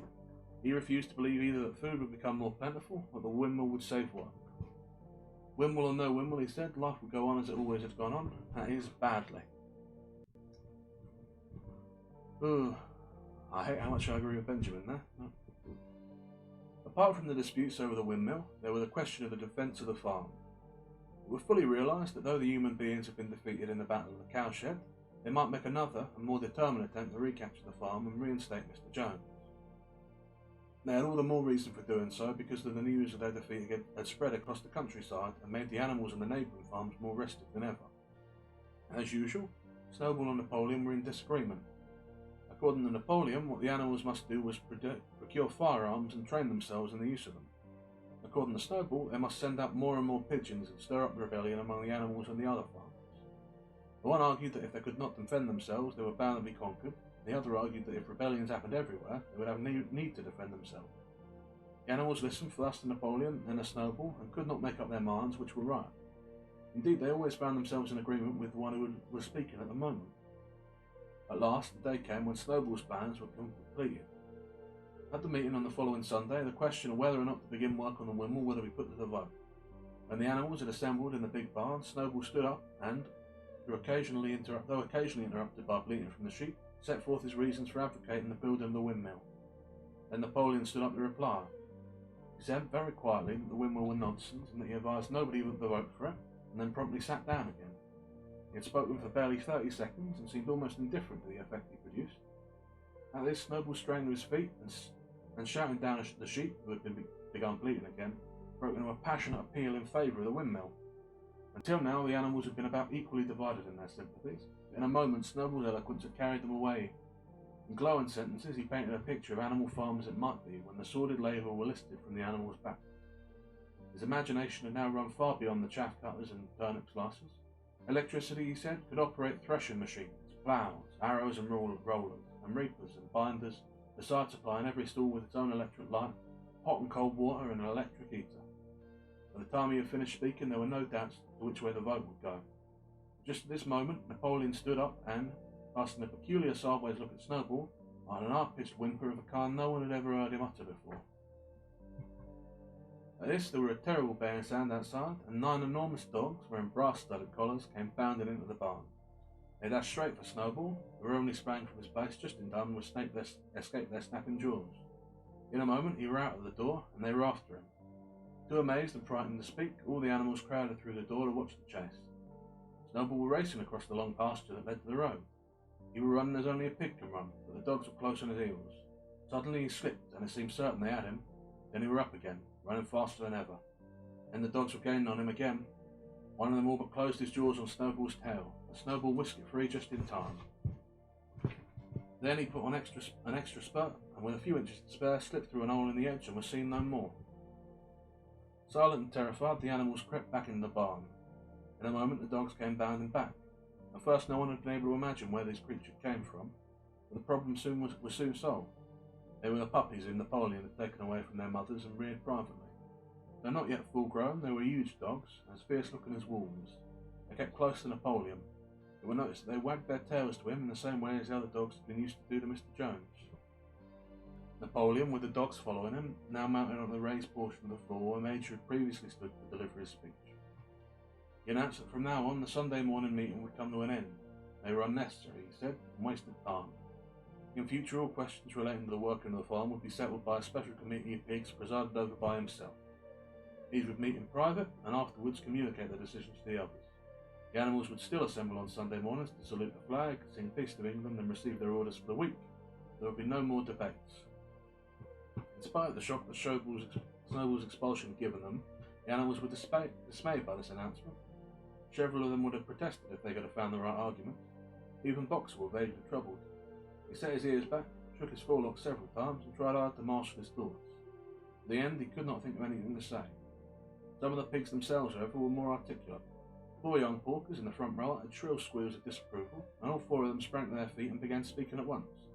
But suddenly the dogs sitting around Napoleon let out deep menacing growls, and the pigs fell silent and sat down again. Then the sheep broke out into a tremendous bleating of 4 legs good, 2 legs bad, which went on for nearly a quarter of an hour and put an end to any chance of discussion. Afterwards, Squealer was sent round the farm to explain the new arrangement to the others. "Comrades," he said, "I trust that every animal here appreciates the sacrifice that Comrade Napoleon has made in taking this extra labour upon himself. Do not imagine, comrade, the leadership is a pleasure. On the contrary, it is a deep and heavy responsibility. No one believes more firmly than Comrade Napoleon that all animals are equal. You'll be only too happy to let you make your decisions for yourself. But sometimes you might make the wrong decisions, comrade. And then where should we be? Suppose we decided to follow Snowball with his moonshine and windmills. Snowball, who as we know now know we're no better than a criminal." He fought bravely at the Battle of the Cowshed, said something. "Bravery is not enough," said Squealer. "Loyalty and obedience are more important. And as to the Battle of the Cowshed, I believe the time will come when we shall find that Snowball's part in it were much exaggerated. Discipline, comrades, iron discipline. That is the watchword for today. One false step and our enemies will be upon us. Surely, comrades, you do not want Jones back?" Once again, this argument were unanswerable. Certainly the animals did not want Jones back. If the holding of debates on Sunday mornings were liable to bring him back, then the debates must stop. Boxer, who had now had time to think things over, voiced the general feeling by saying, "If Comrade Napoleon says it, it must be right." And from then on he adopted the maxim, "Napoleon is always right," in addition to his private motto of, "I will work harder." By this time the weather had broken and the spring ploughing had begun. The shed where Snowball had drawn his plans of the mill had been shut up, and it were assumed the plans had been rubbed off the floor. Every Sunday morning at 10 o'clock the animals assembled in the big barn and received their orders for the week. The skull of old Major, now clean of flesh, had been disinterred from the orchard and set up on a stump at the foot of the flagstaff beside the gun. After the hoisting of the flag, the animals were required to file past the skull in a reverent manner before entering the barn. Nowadays they did not sit all together as they had done in the past. Napoleon, with Squealer and another pig named Minimus, with a remarkable gift for composing songs and poems, sat in the front of the raised platform with the 9 young dogs forming a semicircle round them, and the other pigs sitting behind them. The rest of the animals facing them in the main body of the barn. Napoleon read out the orders for the week in a gruff soldierly style, and after a signal singing a Beast of England, all the animals dispersed. On the third Sunday after Snowball's expulsion, the animals were somewhat surprised to hear Napoleon announce that the windmill was to be built after all.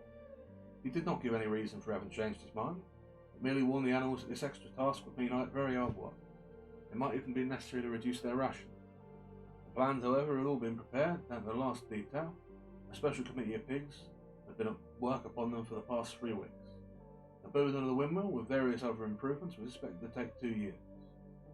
That evening, Squealer explained privately to the other animals that Napoleon had never in reality been opposed to the windmill. On the contrary, it was he who would have advocated it in the beginning, and the plan which Snowball had drawn on the floor of the incubator shed had actually been stolen from among Napoleon's papers. The windmill was in fact Napoleon's own creation. Why then, asked somebody, had he spoken so strongly against it? Here Squealer looked very sly. That, he said, was Comrade Napoleon's cunning. He had seemed to oppose the windmill simply as a manoeuvre to get rid of Snowball, who were a dangerous character of bad influence. Now that Snowball were out of the way, the plan could go forward without his interference. This, said Squealer, was something called tactics. He repeated a number of times, "Tactics, comrades, tactics," skipping round and whiskering his tail with a merry laugh. The animals were not certain what the word meant. The Squealer spoke so persuasively, and the 3 dogs who happened to be with him growled so threateningly, they accepted his explanation without further question. I thought this was going to be an happy book, but that were an hour and 15 minutes ago. And now Napoleon assumed total control of the farm and abolished the right to vote. Without a vote, conveniently enough. Thomas Paine would be disapproving of this. Wonder if Napoleon's going to institute heredity. Maybe not in the page of the book. Who knows? Maybe we'll see him get over for it. I don't know. Let's see, what have we got then?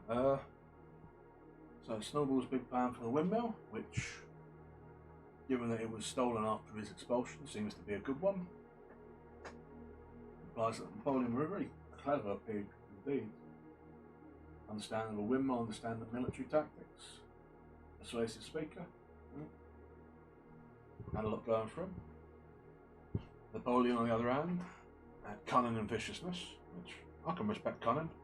I can even respect viciousness. I think it's worse for all the others involved. Still, as from them, if they'd been more cunning and vicious, maybe it wouldn't be. What else? We got the sheep who are speaking over good debate, having been instructed in a very simple maxim. And we got Squealer spreading his misinformation, and the 9 dogs, who are effectively Napoleon's private little security army and enforce his will. We love to see a police force. Everyone loves the police. At least those people who are protected by the police love the police. This means that not very many people in fact love the police. Rat catching bastards, every one of them. Anything else to note? They started to discredit Snowball's which got valor during the war, which, I mean, I'm assuming this is sort of like a metaphorical thing because everyone was there to see it. But yeah. Oh, and the cart horse disappeared at the start. I think I forgot about that. Didn't seem especially significant given everything that happened. But I suppose it is telling in its own way that even in the well-intentioned revolution, not everyone were happy in the world that came after. An imperfect world, even in the best of intentions. Some people had it better in the other world. I'm sure humans do play some necessary roles on a farm after all. Not I can think of any, but then I don't know too much about running the farms.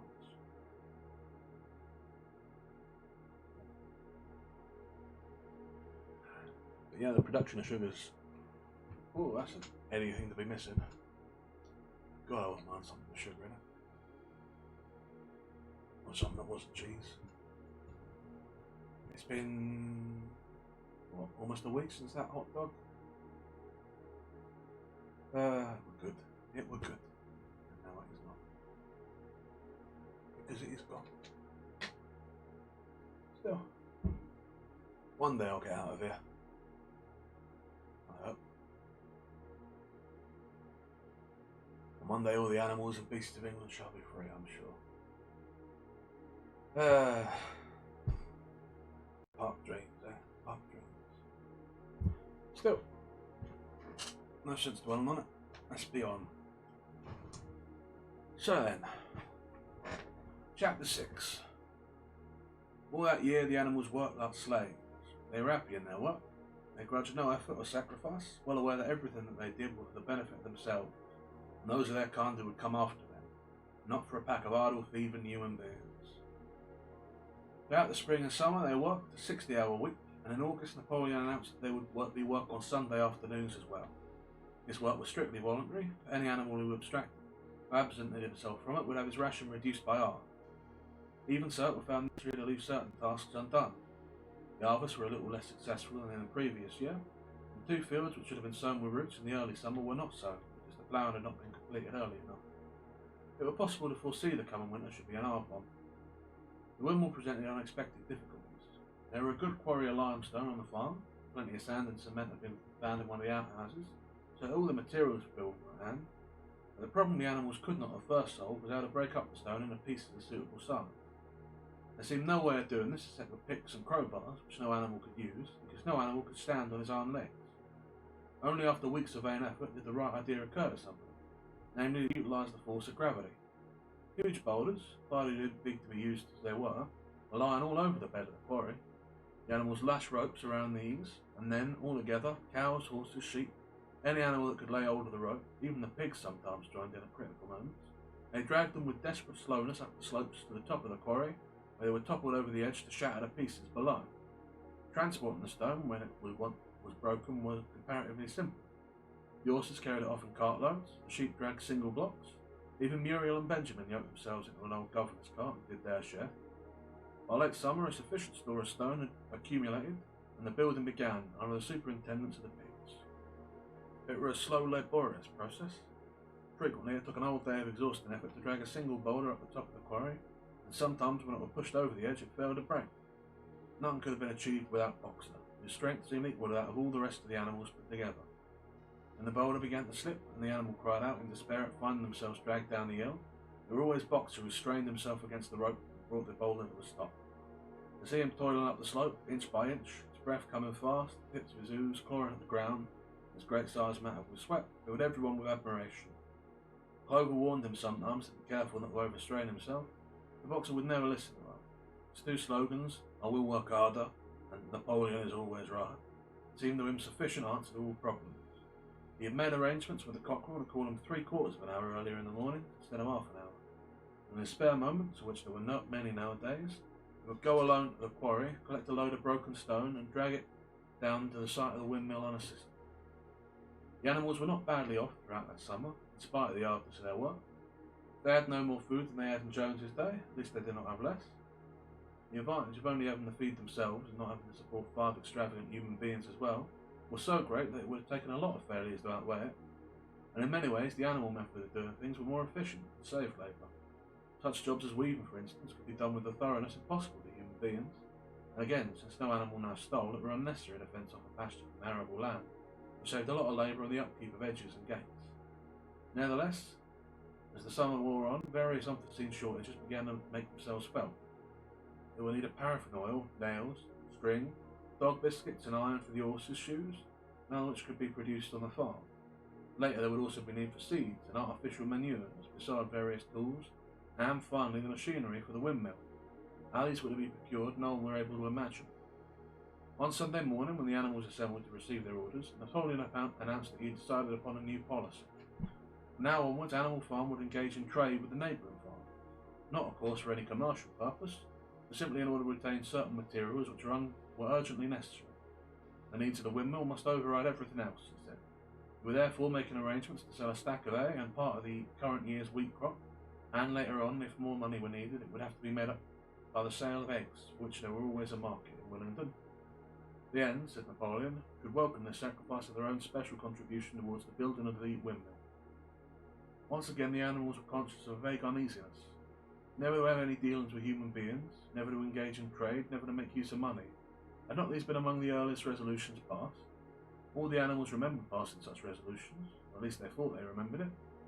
The 4 young pigs who had protested when Napoleon abolished the meetings raised their voices timidly. They were promptly silenced by a tremendous growling from the dogs. Then, as usual, the sheep broke into 4 legs good, 2 legs bad, and the momentary awkwardness was smoothed over. Finally, Napoleon raised the trot for silence and announced that he had already made all the arrangements. There would be no need for any of the animals to come into contact with human beings, which would clearly be most undesirable. He intended to take the whole burden upon his own shoulders, and Mr. Wamper, a solicitor living in Willingdon, had agreed to act as intermediary between Animal Farm and the outside world, and will visit the farm every Monday morning to receive his instructions. Napoleon ended his speech with his usual cry of "Long live Animal Farm," and after the singing of Beasts of England, the animals were dismissed. Afterwards, Squealer made a round of the farm and set the animals' minds at rest. He assured them that a resolution against engaging in trade and using money had never been passed, or even suggested. It was pure imagination, probably traceable in the beginning to lies circulated by Snowball.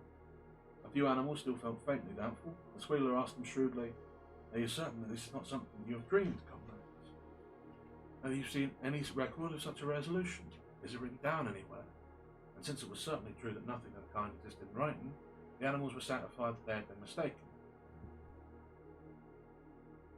Every Monday Mr. Whymper visited the farm as had been arranged. He was a sly-looking little man with side whiskers, a solicitor in a very small way of business, sharp enough to have realised earlier than anyone else that Animal Farm would need a broker, and that the commissions would be worth having. The animals watched his coming and going with a kind of dread, and avoided him as much as possible.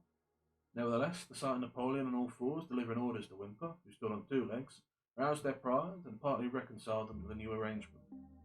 Their relations with the human race were now not quite the same as they had been before.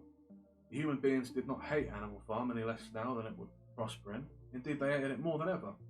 Every human being had held it as an article of faith that the farm would go bankrupt sooner or later, and above all that the windmill would be a failure. They would meet in the public houses and prove to one another by means of diagrams that the windmill were bound to fall down, or that if it did stand up, then it would never work. And yet, against their will, they had developed a certain respect for the efficiency with which the animals were managing their own affairs. One symptom of this was that they had begun to call Animal Farm by its proper name, and ceased to pretend that it was called the Manor Farm. They had also dropped their championship of Jones, who had given up hopes of getting his farm back and gone to live in another part of the country. Except through Whymper, there were as yet no contact between Animal Farm and the outside world. There were constant rumours that Napoleon were about to enter into a definite business agreement, either with Mr. Pilkington of Foxwood or Mr. Threderick of Pinchfield, but never, it was noticed, with both simultaneously. It was about this time that the pigs suddenly moved into the farmhouse and took up their residence there. Again, the animals seemed to remember that the resolution against this had been passed in the early days, and hence Wheeler were able to convince them that this was not the case. It was absolutely necessary, he said, that the pigs who were the brains of the farm should have a quiet place to work in. They were also more suited to the dignity of the leader, for of late he had taken to speaking of Napoleon under the title of leader, to live in a house than in a mere sty. Nevertheless, some of the animals were disturbed when they heard the pigs not only took their meals in the kitchen and used the drawing room as a recreation room, but also slept in the beds. Boxer passed it off as usual with "Napoleon is always right." Clover, who thought she remembered a definite ruling against beds, went to the end of the barn and tried to puzzle out the 7 commandments which are inscribed there. Finding herself unable to read more than the individual letters, she fetched Muriel. "Muriel," she said, "read me the 4th commandment. Does it not say something about never sleeping in a bed?" With some difficulty, Muriel spoke out. "It says, 'No animal shall sleep in a bed with sheets,'" she announced finally. Curiously enough, Clover had not remembered that the 4th commandment mentioned sheets, but as it was there on the wall, it must have done so, and Squealer, who happened to be passing at the moment, attended by 2 or 3 dogs, were able to put the whole matter in its proper perspective. "You have heard then, comrades," he said. "We pigs now sleep in the beds of the farmhouse, and why not? You did not suppose surely that there were ever a ruling against beds. A bed merely means a place to sleep in. A pile of straw and a stool is a bed, properly regarded. The rule was against sheets, which are a human invention. We have removed the sheets from the farmhouse beds and sleep between blankets. And very comfortable beds they are too, but not more comfortable than we need, I can tell you, comrades, with all the brain work we have to do nowadays. You would not rob us of our repose, would you, comrade? You would not have us too tired to carry out our duties. Surely none of you wishes to see Jones back?" The animals reassured them on this point immediately, and no more was said about the pigs sleeping in the farmhouse beds. And when, some days afterwards, it were announced at the farm that from now on the pigs would get up an hour later in the mornings than the other animals, no complaint was made about that either. I mean, that one's just fair enough. If you're going to be up late at night altering signage when the other animals can't see you, you're going to need to sleep a little bit like that. By the autumn, the animals were tired but happy. They had an hard year, and after the sale of part of the hay and corn, the stores of food for the winter were none too plentiful. But the windmill compensated for everything. They were almost half built now.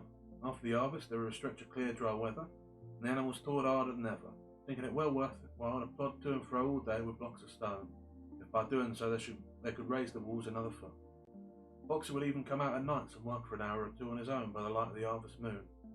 In their spare moments, the animals would walk around and round the half-finished mill, admiring the strength and perpendicularity of its wall, and marvelling that they should ever have been able to build anything so imposing. Only old Benjamin refused to grow enthusiastic about the windmill, though as usual he would utter nothing beyond the cryptic remark that donkeys live a long time. November came, with raging southwest wind. Building had to stop because it was now too wet to mix the cement. Finally there came a night when the gale was so violent that the farm building rocked on their foundation, and several tiles were blown off the roof of the barn. The hens woke up squawking with terror because they had all dreamed simultaneously of hearing a gun go off in the distance. In the morning the animals came out of their stalls to find that the flagstaff had been blown down, and an elm tree at the foot of the orchard had been plucked up like a radish. They had just noticed this when a cry of despair broke from every animal's throat. A terrible sight had met their eyes. The windmill were in ruins. With one accord they dashed down to the spot. Napoleon, who seldom moved out of a walk, raced ahead of all of them. Yes, there it lay, the fruits of all their struggles levelled to its foundations. The stones they had broken and carried so laboriously scattered all around. Unable at first to speak, they stood gazing mournfully at the litter of fallen stone. Napoleon paced to and fro in silence, occasionally snuffing at the ground. His tail had grown rigid and twitched sharply, from side to side, assigning him of intense mental activity. Suddenly he halted as though his mind were made up. "Comrades," he said quietly, "do you know who is responsible for this? Do you know the enemy who has come in the night and overthrown our windmill? Snowball!" he suddenly roared in a voice of thunder. "Snowball has done this thing. In sheer malignity, thinking to set back our plans and avenge himself for his ignominious expulsion. This traitor has crept in here under cover of night and destroyed our work in nearly a year. Comrades here and now have pronounced the death sentence upon Snowball. Animal hero second class, and half a bushel of apples to any animal who brings him to justice. A full bushel to anyone who captures him alive. The animals were shocked beyond measure to learn that even Snowball could be guilty of such an action. There was a cry of indignation, and everyone began to think of ways of catching Snowball if he should ever come back. Almost immediately, the footprints of a pig were discovered in the grass at a little distance from the knoll. They could only be traced for a few yards, but appeared to lead to a hole in the edge. Napoleon snuffed deeply at them and pronounced them to be Snowball's. He gave it as his opinion that Snowball had probably come from the direction of Foxwood Farm. No more delays, comrades, cried Napoleon when the footprints had been examined. There is work to be done. This very morning we will begin rebuilding the windmill, and we will build all through the winter, rain or shine. And we will teach this miserable traitor that he cannot undo our work so easily. Remember, comrades, there must be no alteration in our plan. They shall be carried out to the day. Forward, comrades. Long live the windmill, long live Animal Farm. That's the end of chapter 6. Well, it's always nice to have an enemy to be blamed for things. I was going to ask how it was that the animals were laying their cement and building their walls up high, lacking hands to work with. Seems the answer was shoddily. Well, let's think this through then, shall we? What is there a done that's happened? Another year has passed, their rations have been reduced to that they were back when humans still ran things. They've wasted a lot of effort in building a windmill very inefficiently that has now fallen down. I've been told, with no uncertainty, that they are going to continue to build this windmill and have it done on the same schedule. Which, I mean, I guess it probably will be quicker to build it the second time because all the stone has been quarried, but it is the sort of delay that one would expect to increase the duration of a project by some time, I suspect. Not I can speak, I've never built a windmill personally, but well, I did build these shelves, and a couple of times I had things go wrong with them that did always set me back a few days. So yeah, no, I think I can speak with a little bit of authority on this. Also the fact that it's really hard to build things if you don't have like hands and the verticality of standing on your 2 feet. You look how to drag things like that. If Lamp wasn't able to drive the nails, I don't think I could have done it at all actually.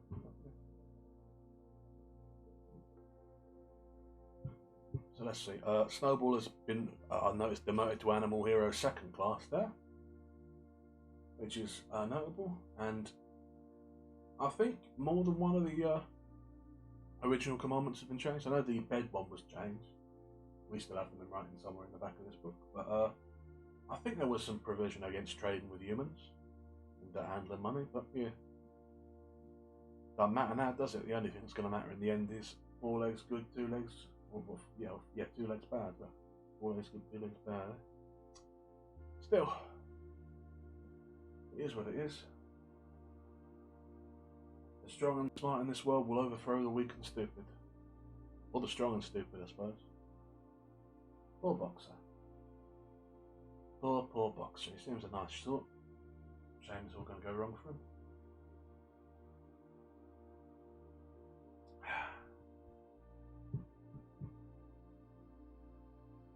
Gonna go wrong for all of them, of course.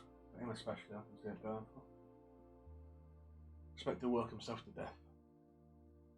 He seems a sort.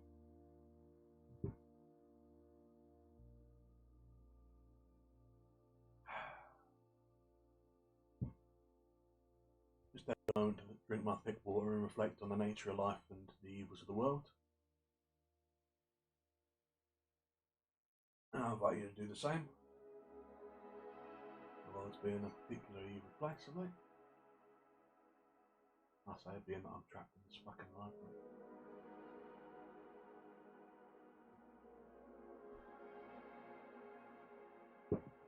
Yeah, I suppose it could be worse. There's food here. The beasts aren't attacking me most of the time. I got books. I got like almost 50 of them now. That's good, and most of them are even pretty good. Got lamp for company, which is something. Unoccupied, which is also something. And I'm recognising now that I'm justifying and making excuses to myself. And if I keep doing it, I'm going to start spiralling, which would not be helpful. So, shall we press on? Yes, the answer. We're a little past halfway, I think. This one's Chapter 7. It were a bitter winter. The stormy weather were followed by sleet and snow, and then by a hard frost, which did not break till well into February. The animals carried on as best they could with the rebuilding of the windmill, well knowing that the outside world were watching them, but the envious human beings would rejoice and triumph if the mill were not finished on time. Out of spite, the human beings pretended not to believe that it was Snowball who had destroyed the windmill. They said that it had fallen down because the walls were too thin. The animals knew this were not the case. Still, it had been decided to build the walls 3 feet thick this time, instead of 18 inches as before, which meant collecting much larger quantities of stone. For a long time the quarry were full of snowdrifts, and nothing could be done. Some progress were made in the dry, frosty weather that followed, but it was cruel work, and the animals could not feel so hopeful about it as they had felt before.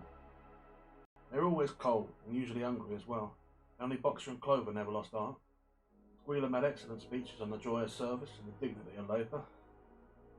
The other animals found more inspiration in Boxer's strength, his never-failing cry of, "I will work harder." In January, food fell short.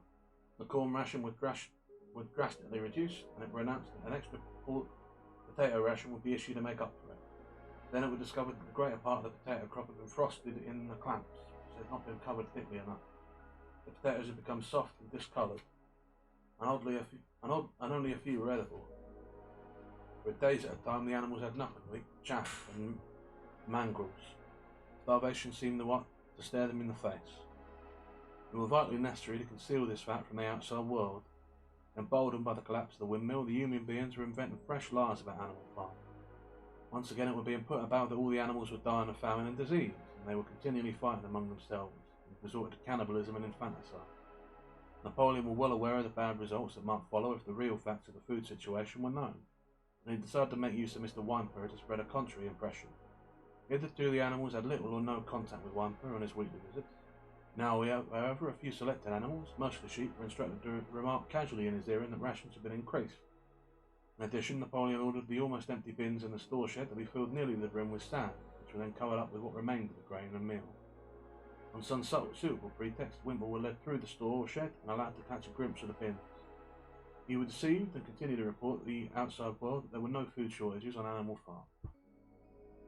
Nevertheless, towards the end of January, it became obvious that it would be necessary to procure some more grain from somewhere. In these days, Napoleon rarely appeared in public, and spent all his time in the farmhouse, which was guarded by each door by fierce-looking dogs. When he did emerge, it was in a ceremonial manner, with an escort of 6 dogs who closely surrounded him and growled if anyone came too near. Frequently, he did not even appear on Sunday mornings, but issued his orders through one of the other pigs, usually Squealer. One Sunday morning, Squealer announced that the hens, who had just come to lay again, must surrender their eggs. Napoleon accepted, through Whymper, a contract for 400 eggs a week. The price of these would pay for enough grain and meal to keep the farm going until summer came on and conditions were easier. When the hens heard this, they raised a terrible outcry. They had been warned earlier that this sacrifice might be necessary, but had not believed that it would really happen. They were just getting their clutches ready for the spring sitting, and they protested that to take the eggs away now was murder. For the first time since the expulsion of Jones, there was something resembling a rebellion. Led by 3 young black Minora pullets, the hens made a determined effort to thwart Napoleon's wishes. Their method was to fly up on the rafters and there lay their eggs, which smashed to pieces on the floor. Napoleon acted swiftly and ruthlessly. He ordered the hens' rations to be stopped, and decreed that any animal given so much as a grain of corn to an hen should be punished by death. The dogs saw to it that these orders were carried out. For 5 days the hens held out, and they capitulated and went back to their nesting boxes. 9 hens had died in the meantime. Their bodies were buried in the orchard, and it was given out that they had died of coccidiosis.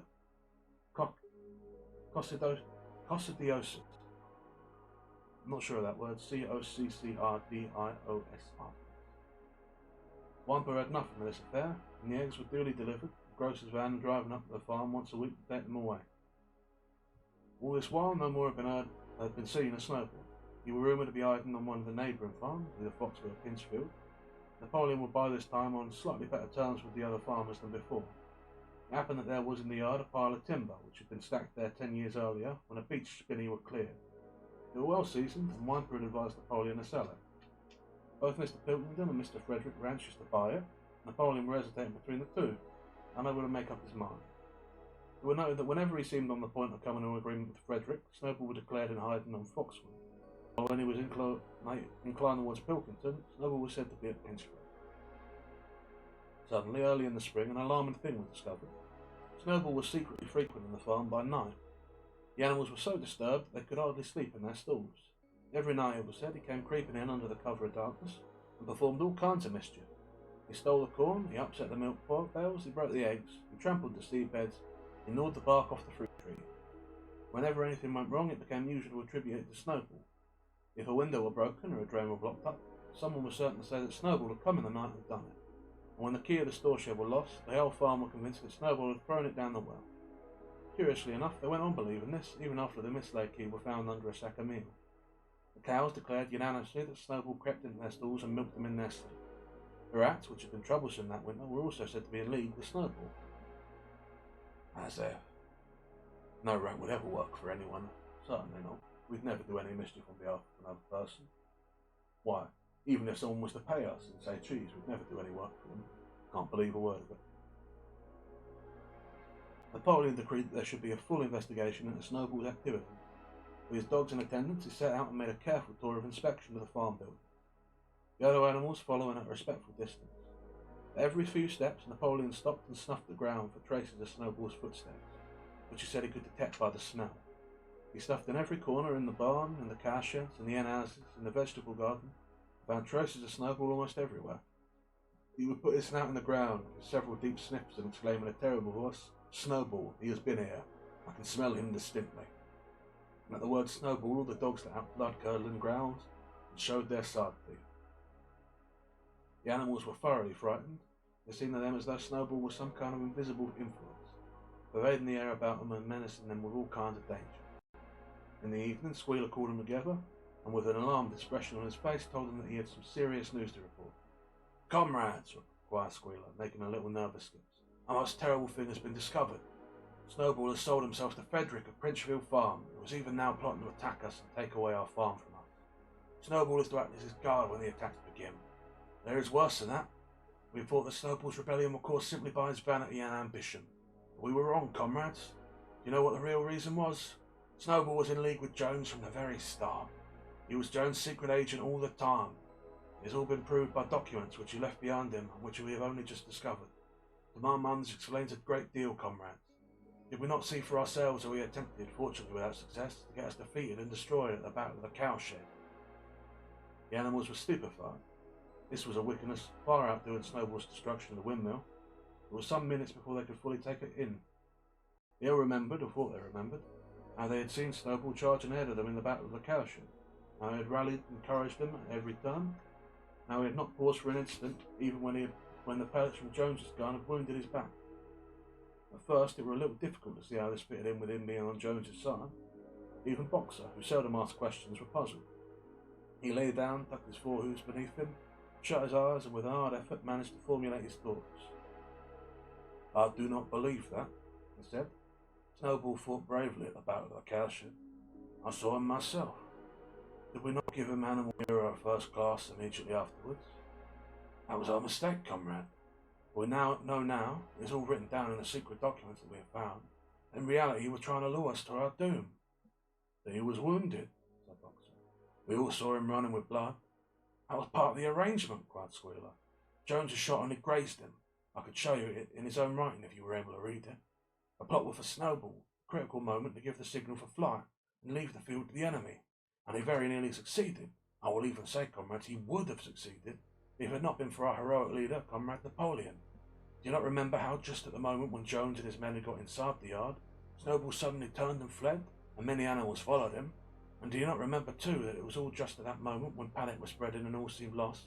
Comrade Napoleon sprang forward with a cry of 'Death to humanity!' and sank his teeth into Jones's leg? Surely you remember that, comrade," exclaimed Squealer, frisking from side to side. And when Squealer described the scene so graphically, it seemed to the animals that they did remember it. At any rate, they remembered that at the critical moment of the battle, Snowball had turned to flee. but the doctor was still a little uneasy. "I do not believe that Snowball were a traitor at the beginning," he said finally. "What he has done since is different. But I believe that the Battle of the Cowshed was a good I believe at the Battle of the Cowshed he was a good comrade." "I'll leave the Comrade Napoleon," announced Squealer, speaking very slowly and firmly, "and stated categorically, comrades, that Snowball was Jones's agent from the very beginning.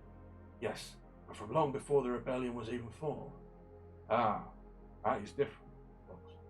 If Comrade Napoleon says it, it must be right." "That is the true spirit, comrade," cried Squealer, who will notice he cast a very ugly look at Boxer with his little twinkling eyes.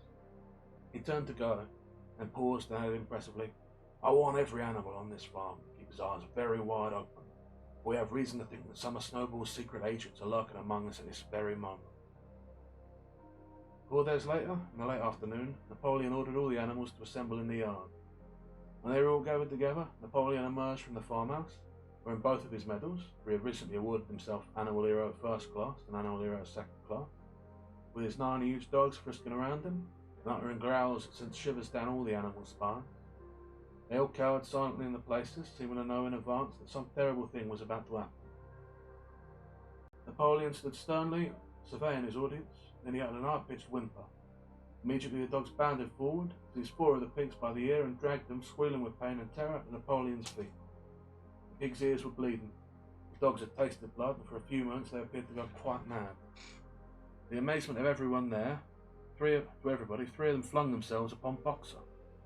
Boxer saw them coming and put out his great hoof, caught a dog in midair and pinned him to the ground. The dog shrieked for mercy, and the other 2 fled with their tails between their legs.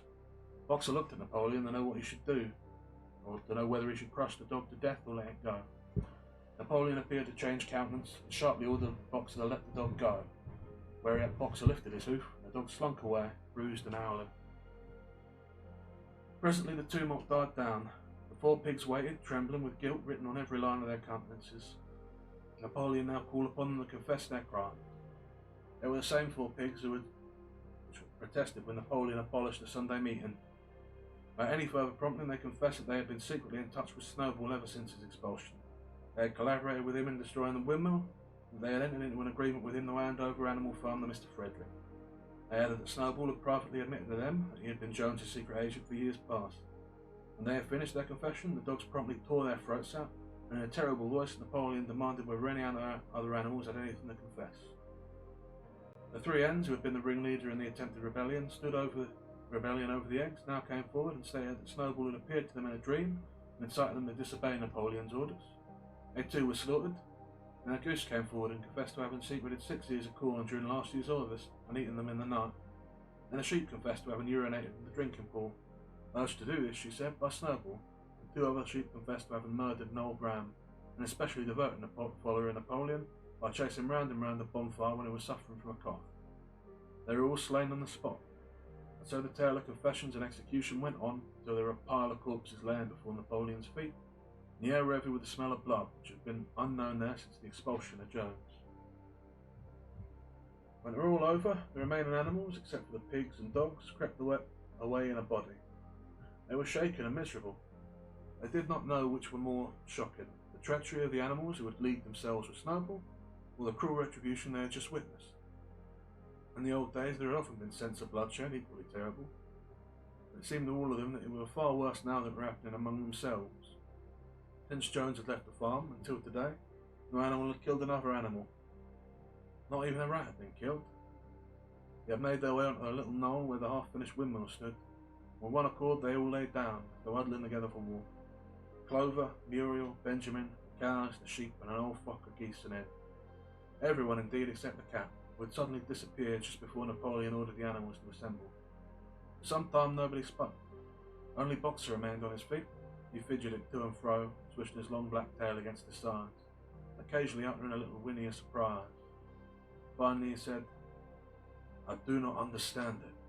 I would not have believed that such things could happen on our farm. It must be due to some fault in ourselves. The solution, as I see it, is to work harder. From now onwards I shall get up a full hour earlier in the mornings." And he moved off at his lumbering trot and made for the quarry. Having got there, he collected 2 successive loads of stone and dragged them down to the windmill before retiring for the night. The animals huddled about Clover, not speaking. The knoll where they were lying gave them a wide prospect across the countryside. Most of Animal Farm were in their view. The long pasture stretching down the main road, the hayfield, the spinney, the drinking pool, the ploughed fields where the young wheat were thick and green, and the red roofs of the farm building with the smoke curling from the chimneys. It was a clear spring evening. The grass and the bursting edges were gilded by the level rays of the sun. Never at the farm, and with a kind of surprise they remembered that it was their own farm, every inch of their own property, the animals so desirable a place. As Clover looked down the hillside, her eyes filled with tears.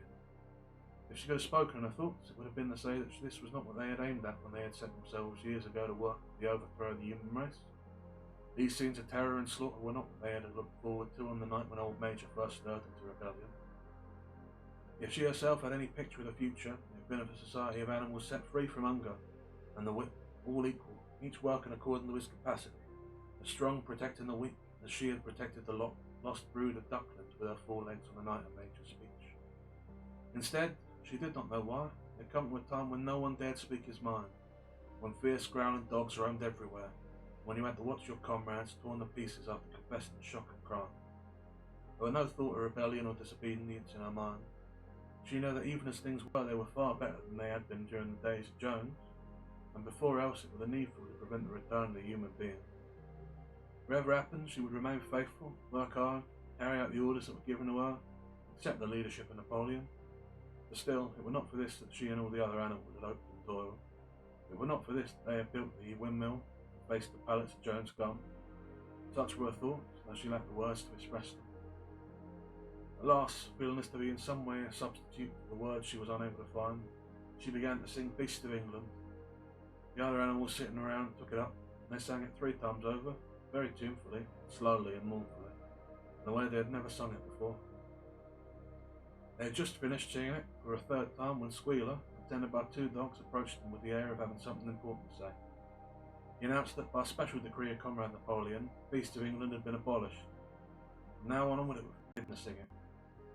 The animals were taken aback. "Why?" cried Moira. "It's no longer needed, comrade," said Squealer stiffly. "Beast of England was the song of the rebellion, but the rebellion is now completed. The execution of the traitors this afternoon was the final act. The enemy, both external and internal, has been defeated. In Beast of England we expressed our longing for a better society in days to come. That society has now been established. Clearly this song has no longer any purpose." Frightened though they were, some of the animals might possibly have protested.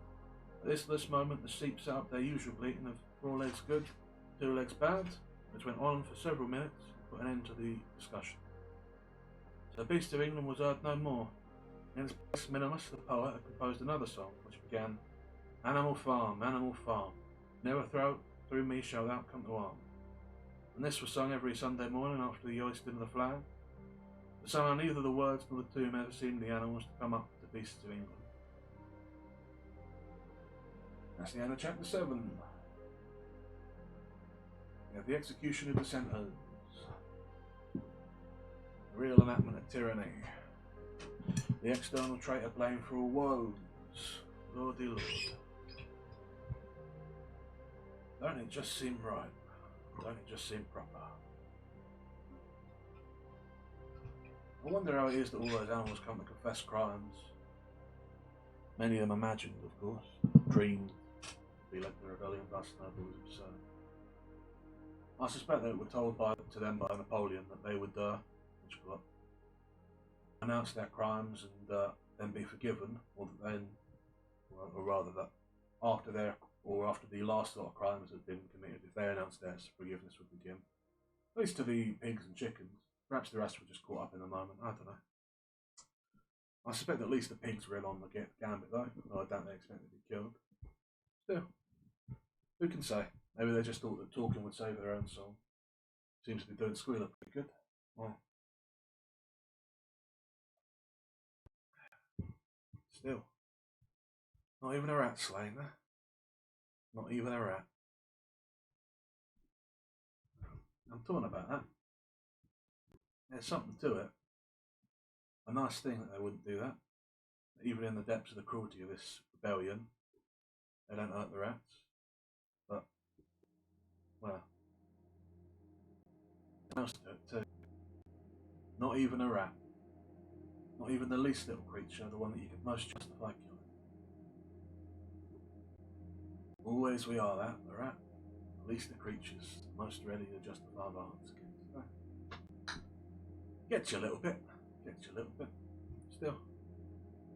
It is what it is.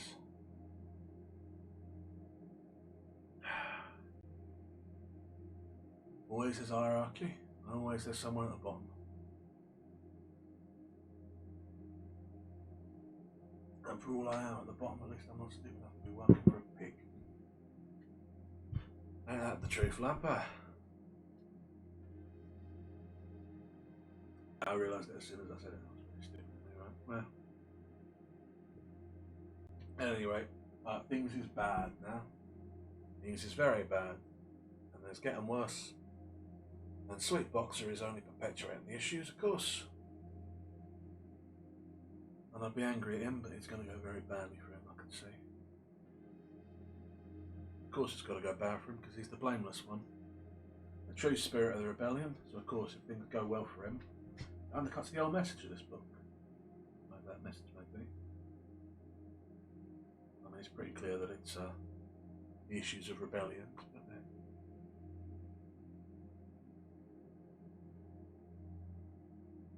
Oh, it's getting me down, this one. I thought it was going to be lighter than Thomas Paine, and yet I was really enjoying his tirade against kings at the beginning, whereas this is just a sort of, well, no, I guess I was enjoying the idea of an animal rebellion in the beginning too, but as that one got me down because it got worse, this one's got me down because it's stayed good and gone dismal. Oh well. Oh well.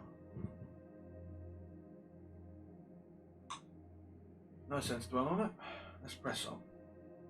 We are about 2/3 of the way through at this point. Maybe a little less, so yeah, about on time, on pace to finish 3 hour mark. Chapter 8.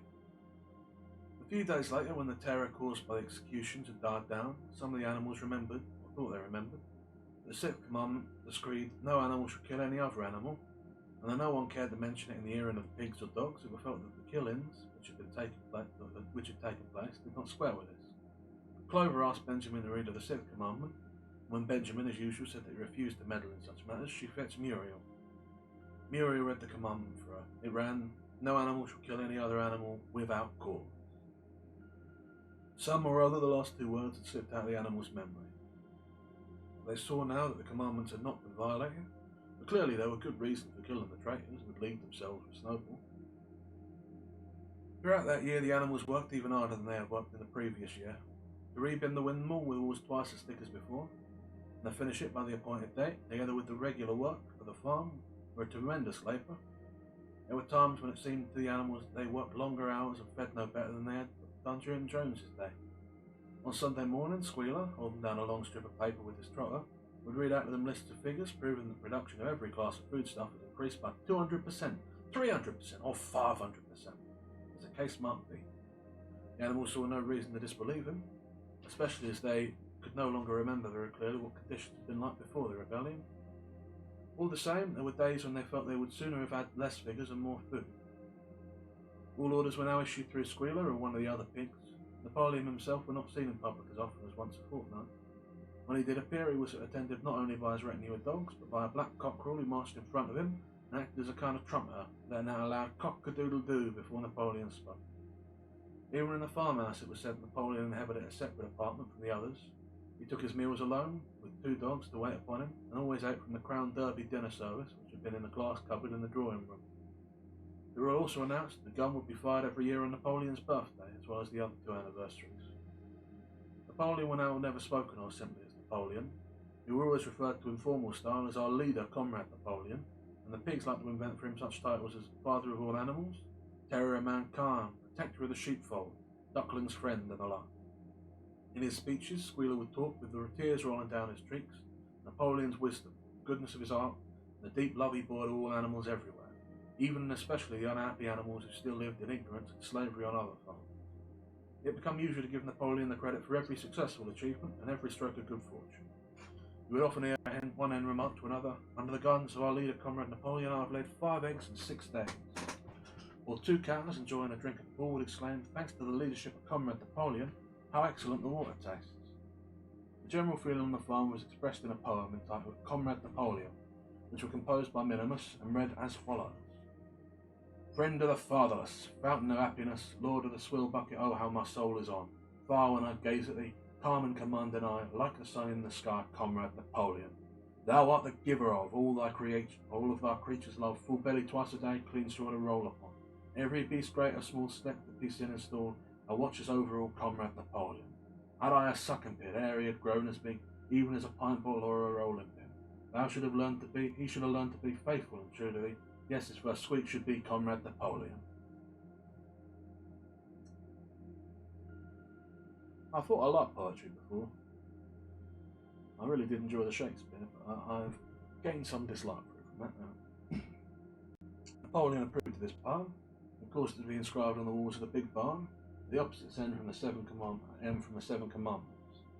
It was surmounted by a portrait of Napoleon in profile, executed by Squealer in white paint. Meanwhile, through the agency of Whymper, Napoleon was engaged in complicated negotiation with Frederick and Pilkington. The pile of timber was still unsold. Of the two, Frederick was the more anxious to get hold of it, but he would not offer a reasonable price.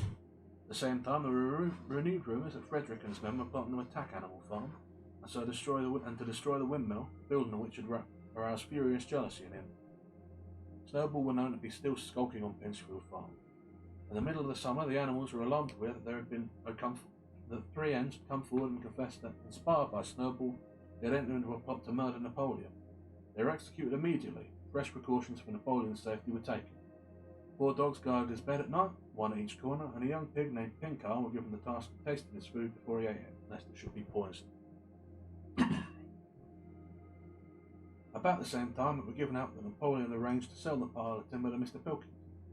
He was also going to enter into a regular agreement for the exchange of certain products between Animal Farm and Foxwood. The relation between Napoleon and Pilkington, though they were only conducted through Whymper, were now almost friendly. The animals distrusted Pilkington as a human being, but greatly preferred him to Frederick, who they both feared and hated. As the summer wore on, the windmill neared completion, the rumours of an impending treacherous attack grew stronger and stronger. Frederick, it was said, intended to bring against them 20 men all armed with guns, and he had already bribed the magistrates and police so that if he could get hold of the title deeds to Animal Farm, they would ask no questions. Moreover, terrible stories were leaking out from the Pinchfield about the cruelties that Frederick had practised upon his animals. He had flogged an old horse to death, he starved his cows, he had killed a dog by throwing it into the furnace, he amused himself in the evenings by making cocks fight with splinters of razor blade tied to their spurs. The animals' blood boiled with rage when they heard of the things being done to their comrades, and sometimes they clamored to be allowed to go out in a body and attack Pinchfield Farm, drive out the humans, and set the animals free. The Squealer counselled them to avoid rash action and trust in Comrade Napoleon's strategy. Nevertheless, feeling against Frederick continued to run high. One Sunday morning, Napoleon appeared in the barn and explained to them that he had never at any time contemplated selling the pile of timber to Frederick. He considered it beneath his dignity, he said, to have dealings with scoundrels of that description. Pigeons, who were still sent out to spread tidings of the rebellion, were forbidden to set foot anywhere in Foxwood, and were also ordered to drop their former slogan of death to humanity in favour of death to Frederick. In the late summer, yet another of Snowball's machinations was laid bare. The wheat crop were full of weeds, and it was discovered that on one of his nocturnal visits, Snowball had mixed weed seeds in with a corn seed. A gander who had been privy to the plot had confessed his guilt to Squealer and immediately committed suicide by swallowing deadly nightshade berries. The animals now also learned that Snowball had never, as many of them had believed he would do, received the order of Animal Hero First Class. This was merely a legend which had been spread some time after the battle of Cowshed by Snowball himself. So far from being decorated, he had been censured for showing his cowardice in the battle. Once again, some of the animals heard this with a certain bewilderment, but Squealer was soon able to convince them that their memories had been at fault. In the autumn, by a tremendous, exhausting effort, the harvest had to be gathered at almost the same time, the windmill was finished. The machinery had still to be installed, and Whymper were negotiating the purchase of it, but the structure was completed. In the teeth of every difficulty, in spite of inexperience, of primitive implements, of bad luck, and a Snowball's treachery, the work had been finished punctually the very day. Tired out but proud, the animals worked round and round their masterpiece, which appeared even more beautiful in their eye than when it had been built the first time. Moreover, the walls were twice as thick as before. Nothing short of explosive would lay them low this time. When they thought of how they had laboured, what discouragements they had overcome, and the enormous difference that would be made in their lives when the sails were turning and the dynamos running, when they thought of all this, their tiredness forsook them. They gambolled round and round the windmill, uttering cries of triumph. Napoleon himself, attended by his dogs and his cockerel, came down to inspect the completed work. He personally congratulated the animals on their achievement and announced that the mill would be named Napoleon Mill. I'm sad about this. I thought Boxer would die working himself to death on that mill. And the fact that he isn't going to means that things are only going to get worse. 2 days later, the animals were called together for a special meeting in the barn. They were struck dumb with surprise when Napoleon announced that he had sold the pile of timber to Frederick. Tomorrow, Frederick's wagons would arrive and begin carting it away. Throughout the old period of his seeming friendship with Pilkington, Napoleon had really been in a secret agreement with Frederick. All relations with Foxwood had been broken off. Insulting messengers had been sent to Pilkington. The pigeons had been told to avoid Pinchfield Farm and to alter their slogan from death to Frederick to death to Pilkington. At the same time, Napoleon assured the animals that the stories of impending attack on Animal Farm were completely untrue, and that the tales about Frederick's cruelty to his own animals had been greatly exaggerated. All these rumours had probably originated with Snowball and his agents. It now appeared that Snowball were not, after all, hiding on Pinchfield Farm, and in fact had never been there in his life. He was living, in considerable luxury, so it was said, at Foxwood, and had in reality been a pensioner of Pilkington's for the last year. For years past. The pigs were in ecstasies at Napoleon's coming. By seeming to be friendly with Pilkington, he had forced Frederick to raise his price by £12. The superior quality in Napoleon's mind, said Squealer, was shown in the fact that he trusted nobody, not even Frederick. Frederick had wanted to pay with the timber with something called a cheque, which seemed were a piece of paper with a promise to pay written upon it. But Napoleon were too clever for him. He had demanded payment in real £5 notes, which were ready to be handed over before the timber were removed. Already Frederick had paid up, and the sum he had paid was just enough to buy the machinery for the windmill. Meanwhile, the timber was being carried away at high speed. They were all gone, and another special meeting were held in the barn for the animals to inspect Frederick's banknotes. Smiling beatifically and wearing both his decorations, Napoleon reposed on a bed of straw on the platform with the money at his side, neatly piled on a china dish from the farmhouse kitchen. The animals filed slowly past, and each gazed his fill. The Boxer put out his nose to sniff at the banknotes, and the flimsy white things stirred and rustled in his breath. 3 days later, there were a terrible hullabaloo. Whymper, his face deadly pale, came racing up the path on his bicycle, flung it down the yard, and rushed straight into the farmhouse. The next moment, a choking roar of rage sounded from Napoleon's apartments. The news of what had happened was spread round the farm like wildfire. The banknotes were forgeries. Frederick had got the timber for nothing. Napoleon called the animals together immediately, and in a terrible voice pronounced the death sentence upon Frederick. When captured, he said Frederick should be boiled alive. At the same time, he warned them that after this treacherous deed, the worst was to be expected. Frederick and his men might make their long-expected attack at any moment. Sentinels were placed at all the approaches to the farm. In addition, 4 pigeons were sent to Foxwood with a conciliatory message, which it would hope might re-establish good relations with Pilkington. The very next morning, the attack came. The animals were at breakfast when the lookouts came racing in with the news that Frederick and his followers had already come through the 5-bar gate. Boldly enough, the animals sallied forth to meet them. At this time, they did not have an easy victory that they had in the Battle of the Cowshed. There were 15 men with half a dozen guns between them, and they opened fire as soon as they got within 50 yards. The animals could not face the terrible explosion and the stinging pellets, and in spite of the efforts of Napoleon and Boxer to rally them, they were soon driven back. A number of them were already wounded. They took refuge in the farm buildings and peeped cautiously out from chinks and knotholes. The whole of the big pasture, including the windmill, were in the hands of the enemy. For the moment, even Napoleon seemed at a loss. He paced up and down without a word, his tail rigid and twitching. Wistful glances were sent in the direction of Foxwood. If Pilkington and his men would help them, the day might yet be won. But at this moment, the 4 pigeons who had been sent out the day before returned, one of them bearing a scrap of paper from Pilkington. On it were penciled the words, "Serve you right." Meanwhile, Frederick and his men halted about the windmill. The animals watched them, and a murmur of dismay went round. 2 of the men had produced a crowbar and a sledgehammer. They were going to knock down the windmill down. "Impossible!" cried Napoleon. "We have built the walls far too thick for that. They could not knock it down in a week. Courage, comrades!" But Benjamin were watching the movements of the men intently. The 2 with the hammer and the crowbar were drilling a hole near the base of the windmill. Slowly, and with an air almost of amusement, Benjamin nodded his long muzzle. "I thought so," he said. "You not see what they are doing? In another moment they are going to pack blasting powder into the hole." Terrified, the animals waited. It were impossible now to venture out of the shelter of the building. After a few minutes, the men were seen to be running in all directions. Then were a deafening roar. The pigeons swirled into the air, and all the animals, except Napoleon, flung themselves flat on their bellies and hid their faces. When they got up again, a huge cloud of black smoke were hanging where the windmill had been. Slowly the breeze drifted it away. The windmill had ceased to exist. Well, at least Boxer's fate wouldn't be worse. It wouldn't be as bad as I predicted, I'm sure. At this sight, the animals' courage returned to them. The fear and despair they had felt a moment earlier were drowned out in their rage against this vile, contemptible act. A mighty cry for vengeance went up. Without waiting for further orders, they charged forth in a body and made straight for the enemy. This time they did not heed the cruel pellets that swept over them like hail. It was a savage, bitter battle. They then fired again and again, and when the animals got to close quarters, lashed out with their sticks and their heavy boots. A cow, 3 sheep and 2 geese were killed, and near everyone were wounded. Even Napoleon, who was directing operations from the rear, had the tip of his tail chipped by a pellet. But the men did not go unscathed either. 3 of them had their heads broken by blows from Boxer's hooves. Another were gored in the belly by a cow's horn. Another had his trousers nearly torn off by Jesse and Bluebell. And when the 9 dogs of Napoleon's own bodyguard, whom he had instructed to make a detour under cover of the edge, suddenly appeared on the men's flank, baying ferociously, panic overtook them. They saw that they were in danger of being surrounded. Frederick shouted to his men to get out while the going were good, and the next moment the cowardly enemy were running for dear life. The animals chased them right down to the bottom of the field and got in some last kicks at them as they forced their way through the thorn edge. They had won, but they were weary and bleeding. Slowly they began to limp back towards the farm.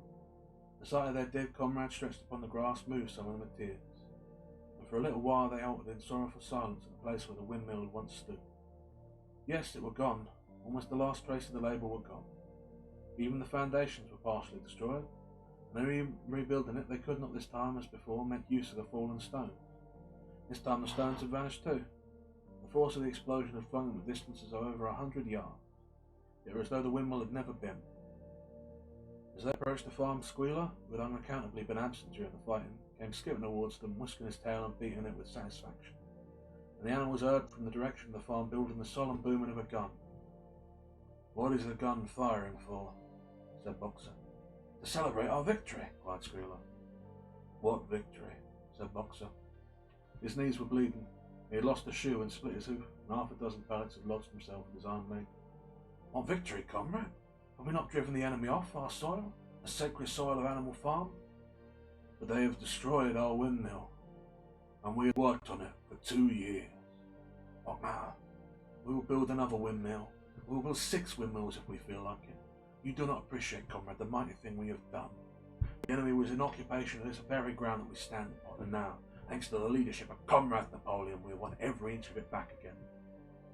"Then we have won back what we had before," said Boxer. "That is our victory," said Squealer. They limped into the yard. The pellets under the skin of Boxer's legs smarted painfully. He saw ahead of him the heavy labourer rebuilding the windmill from the foundations, and already in imagination he braced himself for the task. But for the first time it occurred to him that he was 11 years old, and that perhaps his great muscles were not quite what they had once been. When the animals saw the green flag flying and heard the gun firing again, 7 times it was fired in all, and heard the speech that Napoleon made congratulating them on their conduct, it did seem to them after all that they had won a great victory.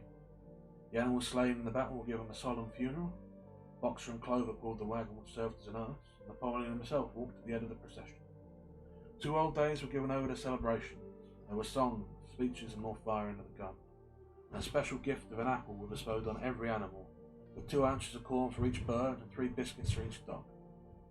It was announced that the battle would be called the Battle of the Windmill, and that Napoleon had created a new decoration, the Order of the Green Banner, which he had conferred upon himself. In the general rejoicings, the unfortunate affair of the banknotes were forgotten. It were a few days later than this that the pigs came upon a case of whisky in the cellar of the farmhouse. It had been overlooked at the time when the house was first occupied. That night there came from the farmhouse the sound of loud singing, in which, to everyone's surprise, the strains of Beast of England were mixed up. About 9:30, Napoleon, wearing an old bowler hat of Mr. Jones, was distinctly seen to emerge from the back door, gallop rapidly around the yard, and disappear indoors again. In the morning, a deep silence hung over the farmhouse. Not a pig appeared to be stirring.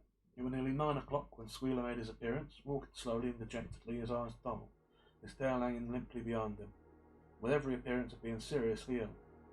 He called the animals together and told them that he had a terrible piece of news to impart. Comrade Napoleon was dying. A cry of lamentation went up. Straw were laid down outside the doors of the farmhouse, and the animals walked on tiptoe. With tears in their eyes, they asked one another what they should do if their leader were taken away from them. A rumour went round that Snowball had after all contrived to introduce poison into Napoleon's food. At 11 o'clock, Squealer came out to make another announcement. As his last act upon the earth, Comrade Napoleon had pronounced his solemn decree: the drinking of alcohol was to be punished by death. By the evening, however, Napoleon appeared to be somewhat better, and the following morning Squealer were able to tell him that he was well on the way to recovery. By the evening of that day, Napoleon was back at work. On the next day, it was learned that he had instructed Wineper to purchase in Wellington some booklets on brewing and distilling. A week later, Napoleon gave orders that the small paddock beyond the orchard, which had been previously intended to set aside as a grazing ground for animals who were past work, would be ploughed up. It was given out that the pasture was exhausted and needed reseeding. It soon became known that Napoleon intended to sow it with barley. About this time there occurred a strange incident, which hardly anyone were able to understand. One night, at about 12 o'clock, there was a loud crash out in the yard, and the animals rushed out of their walls. It was a moonlit night. At the foot of the end wall of the big barn, where the 7 commandments were written, there lay a ladder broken in 2 pieces. Squealer, temporarily stunned, was sprawling beside it, and near at hand there lay a lantern, paintbrush, and an overturned pot of white paint. The dogs immediately made a ring round Squealer and escorted him back to the farmhouse.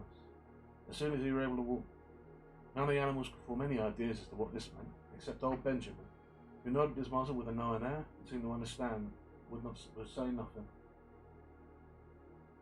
But a few days later, Muriel, reading out over the 7 commandments to herself, noticed that there was yet another of them which the animals had remembered wrong. They thought the 5th commandment was, no animal should drink alcohol. There were 2 words they had forgotten. Actually, the commandment read, no animal should drink alcohol to excess. And that's the end of chapter 8. That might feel a little bit on the nose, I think, actually catching him in the act today. None of them understand what they're catching him doing.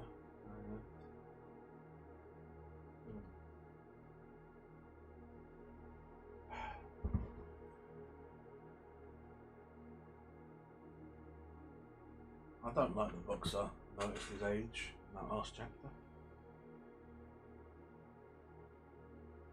I'm glad that the windmill was blown up for his sake, because it means he will only die of working himself to death, which, cruel it is a fitting enough end for him. But it's sad to see him condemned to it. I can't say I'm a great admirer of hard work personally. I'm a rat, and in my philosophy I hold to the tenets of the rat. Sneaking, skulking and cunning are the best way to live your life. But he seems such an innocent creature. It's pitiable, really. Really, really pitiable. I suspect in this chapter or the next we shall see him die.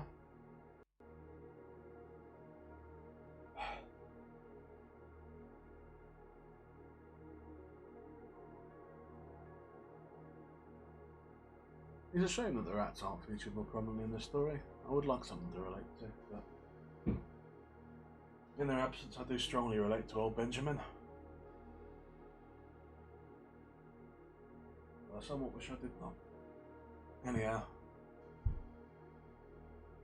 no more putting it off, eh? Chapter 9. Boxers split off for a long time in Ealing. They had started the rebuilding of the windmill the day after the victory celebrations were ended. Boxer refused to take even a day off work and made it a point of honour not to let it be seen that he were in pain. In the evenings he would admit privately to Clover that the proof troubled him a great deal. Clover treated the youth with poultices of herbs which she prepared by chewing on them, and both she and Benjamin urged Boxer to work less hard. A horse's lungs do not last forever, she said to him, but Boxer would not listen. He had, he said, only one real ambition left, to see the windmill well under way before he reached the age for retirement. At the beginning, when the laws of Animal Farm were first formulated, the retiring age had been fixed for horses and pigs at 12, for cows at 14, for dogs at 9, for sheep at 7, and for hens and geese at 5. Liberal old age pensions had been agreed upon. As yet no animal had actually retired on pension, but of late the subject had been discussed more and more. Now that the small field beyond the orchard had been set aside for barley, rumoured that a corner of the large pasture would be fenced off and turned into a grazing ground for superannuated animals. For an horse, it was said, the pension would be £5 a corn a day and, in winter, £15 a day, with a carrot or possibly an apple on public holidays. Fox's 12th birthday would do in the late summer of the following year. Meanwhile, life were hard. The winter were as cold as the last one had been, and the food were even shorter. Once again, all rations were reduced except those of the pigs and the dogs. A too rigid equality in rations, Squealer explained, would have been contrary to the principles of animalism. In any case, he had no difficulty in proving the other animals they were not really in reality that short of food, whatever the appearance might be. The pine being certainly had been found necessary to make readjustment of rations. Squealer always spoke of it as readjustment and never reduction. But in comparison with the days of Jones, the improvement was enormous. Reading out the figures in a shrill, rapid voice, he proved to them in detail that they had more oats, more hay, and more turnips than they had in Jones's day. They worked shorter hours, that their drinking water was of better quality. They lived longer, that a larger proportion of their young ones survived infancy, that they had more straw in their stalls and suffered less from fleas. The animals believed every word of it. Truth to tell, Jones and all he stood for had almost faded out of their memories. They knew that life nowadays was harsh and bare, they were often hungry and often cold, and they were usually working when they were not asleep, but doubtless it had been worse in the old days. They were glad to believe so. Besides, in those days they had been slaves, and now they were free, and that made all the difference, the Squealer did not fail to point out. There were many more mouths to feed now. In the autumn, the 4 sows had all littered about simultaneously, producing 31 young pigs between them. The young pigs were piebald, and as Napoleon were the only boar on the farm, it was possible to guess at the parentage. It was announced that later, when bricks and timber had been purchased, a schoolroom was to be built by the farmhouse garden. For the time being, the young pigs were given their instruction by Napoleon himself, in the farmhouse kitchen. They took their exercise in the gardens and were discouraged from playing with the other young animals. About this time too, it was laid down as a rule that when a pig and any other animal met on the path, the other animal must stand aside, and also that all pigs, of whatever degree, would have the privilege of wearing green ribbons on their tails on Sundays. The farm had had a fairly successful year. It was still short of money. There were the bricks, sand and lime for the schoolroom to be purchased, and it would also be necessary to begin saving up again for the machinery for the windmill. Then there were lamp oil and candles for the house, sugar for Napoleon's own table, he forbade this to the other pigs on the grounds it made them fat, and all the usual replacements such as tools, nails, string, coal, wire, scrap iron and dog biscuits.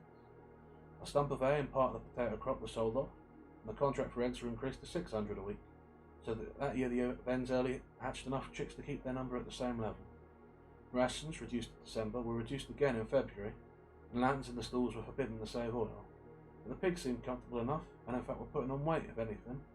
One afternoon in late February, a warm, rich, appetising scent, such as the animals had never smelt before, wafted itself across the yard, and the little brewhouse, which had been disused in Jones's time, which stood beyond the kitchen. Someone said it was the smell of cooking barley. The animals sniffed the air hungrily and wondered whether a warm mash were being prepared for their supper. But no warm mash appeared, and on the following Sunday it was announced that from now onward all barley would be reserved for the pigs. The field beyond the orchard had already been sown with barley, and the news soon leaked out that every pig were now receiving a ration of a pint of beer daily, with half a gallon for Napoleon himself, which were always served to him in the Crown Derby soup tureen. If there were hardships to be borne, they were partly offset by the fact that life nowadays had a greater dignity than it had before. There were more songs, more speeches, more processions. Napoleon had commanded that once a week there should be held something called the spontaneous demonstration, the object of which was to celebrate the struggles and triumphs of Animal Farm. At the appointed time, the animals would leave their work and march around the precincts of the farm in military formation, the pigs leading, and the horses and the cows, the sheep, and the poultry. The dogs flanked the procession at the end, and at the head of all marked Napoleon's black cockerel. Boxer and Clover always carried between them a green banner marked with hoof and horn, and the caption, "Long live Comrade Napoleon." Afterwards there were recitations of poems composed in Napoleon's honour, and a speech by Squealer giving particulars of the latest increase in the production of foodstuffs, and on one occasion a shot was fired from the gun. The sheep were the greatest devotees of the spontaneous demonstrations. and if anyone complained, as a few animals sometimes did when no pigs or dogs were near, they wasted time and meant a lot standing about in the cold, the sheep were sure to silence them with a tremendous bleating of 4 legs good, 2 legs bad. But by and large, the animals enjoyed these celebrations. They found it comforting to be reminded that, after all, they were truly their own masters, and that the work they did was for their own benefit. So that what with the songs, the processions, squealers' lists of figures, the thunder of the gun, the crowing of the cockerel, and the fluttering of the flag, they were able to forget that their bellies were empty, at least part of the time. In April, Animal Farm were proclaimed a republic, and it became necessary to elect a president. There were only one candidate, Napoleon, who was elected unanimously. On the same day, it was given out that fresh documents had been discovered which revealed further details about Snowball's complicity with Jones. It now appeared that Snowball had not, as the animals had previously imagined, merely attempted to lose the battle in the cowshed by means of stratagem, but had been openly fighting on Jones's side. In fact, it was he who had actually been the leader of the human forces, and charged into the battle with the words, "Long live humanity," on his lips. The wounds on Snowball's back, which a few of the animals still remembered to have seen, had been inflicted by Napoleon's teeth. In the middle of the summer, Moses the Raven suddenly reappeared on the farm after an absence of several years. He was quite unchanged, still did no work, and talked in the same strain as ever about Sugar Candy Mountain. He would perch on a stump, flap his black wings, and talk by the hour to anyone who would listen. "Up there, comrades," he would say solemnly, pointing to the sky with his large beak. "Up there, just on the other side of that dark cloud. You can see, there it lies, Sugar Candy Mountain, the happy country where we poor animals shall rest forever from our labours." He even claimed to have been there on one of his highest flights, and to have seen the everlasting fields of clover and the linseed cake and lump sugar growing on the edges. Many of the animals believed him. Their lives now, they reasoned, were hungry and laborious, but not right and just that the world should exist somewhere else. A thing that was difficult to determine was the attitude of the pigs towards Moses. They all declared contemptuously that his stories about Sugar Candy Mountain were lies, and yet they allowed him to remain on the farm, not working, with an allowance of a gill of beer a day. After his hoof had healed up, Boxer worked harder than ever. Indeed, all the animals worked like slaves that year. Apart from the regular work of the farm and the rebuilding of the windmill, there was a schoolhouse for the young pigs, which was started in March. Sometimes the long hours and insufficient food were hard to bear, but Boxer never faltered. In nothing that he said or did were there any sign that his strength were not what it had been. There were only his appearance that were a little altered. His hide were less shiny than it had used to be, and his great haunches seemed to have shrunken. The others said, "Boxer will pick up when the spring grass comes on."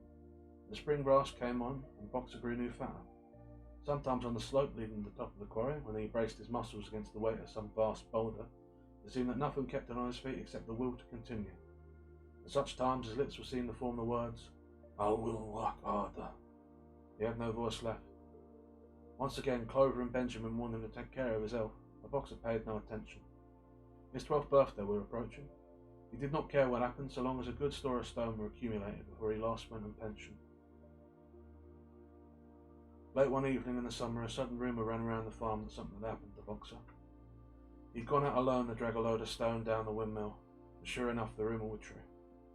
A few minutes later 2 pigeons came racing in with the news. "Boxer has fallen, he's lying on his side and can't get up." About half the animals on the farm rushed out to the knoll where the windmill stood. There lay Boxer, between the shafts of the car, his neck stretched out, unable even to raise his head. His eyes were glazed, his sides matted with sweat. A thin stream of blood trickled out of his mouth. Clover dropped to her knees at his side. "Boxer," she cried, "how are you?" "It's my lung," said Boxer in a weak voice. "It does not matter. I think you'll be able to finish the windmill without me. There's a pretty good store of stone accumulated. I had only another month to go in any case. To tell you the truth, I've been looking forward to my retirement. And perhaps as Benjamin is growing old tall, they will let him retire at the same time and be a companion to me." "We must get help at once," said Clover. "Run somebody and tell Squealer what has happened." All the other animals immediately raced back to the farmhouse to give Squealer the news. Only Clover remained, and Benjamin, who lay down at Boxer's side and without speaking kept the flies off him with his long tail. About a quarter of an hour later, Squealer appeared, full of sympathy and concerns. He said that Comrade Napoleon had learned with the very deepest distress of his misfortune, one of the most loyal workers on the farm, and were already making arrangements to send Boxer to be treated in the hospital in Willingdon. The animals felt a little uneasy at this. Except for Molly and Snowball, no other animal had ever left the farm, and they didn't like to think of their sick comrade in the hands of human beings.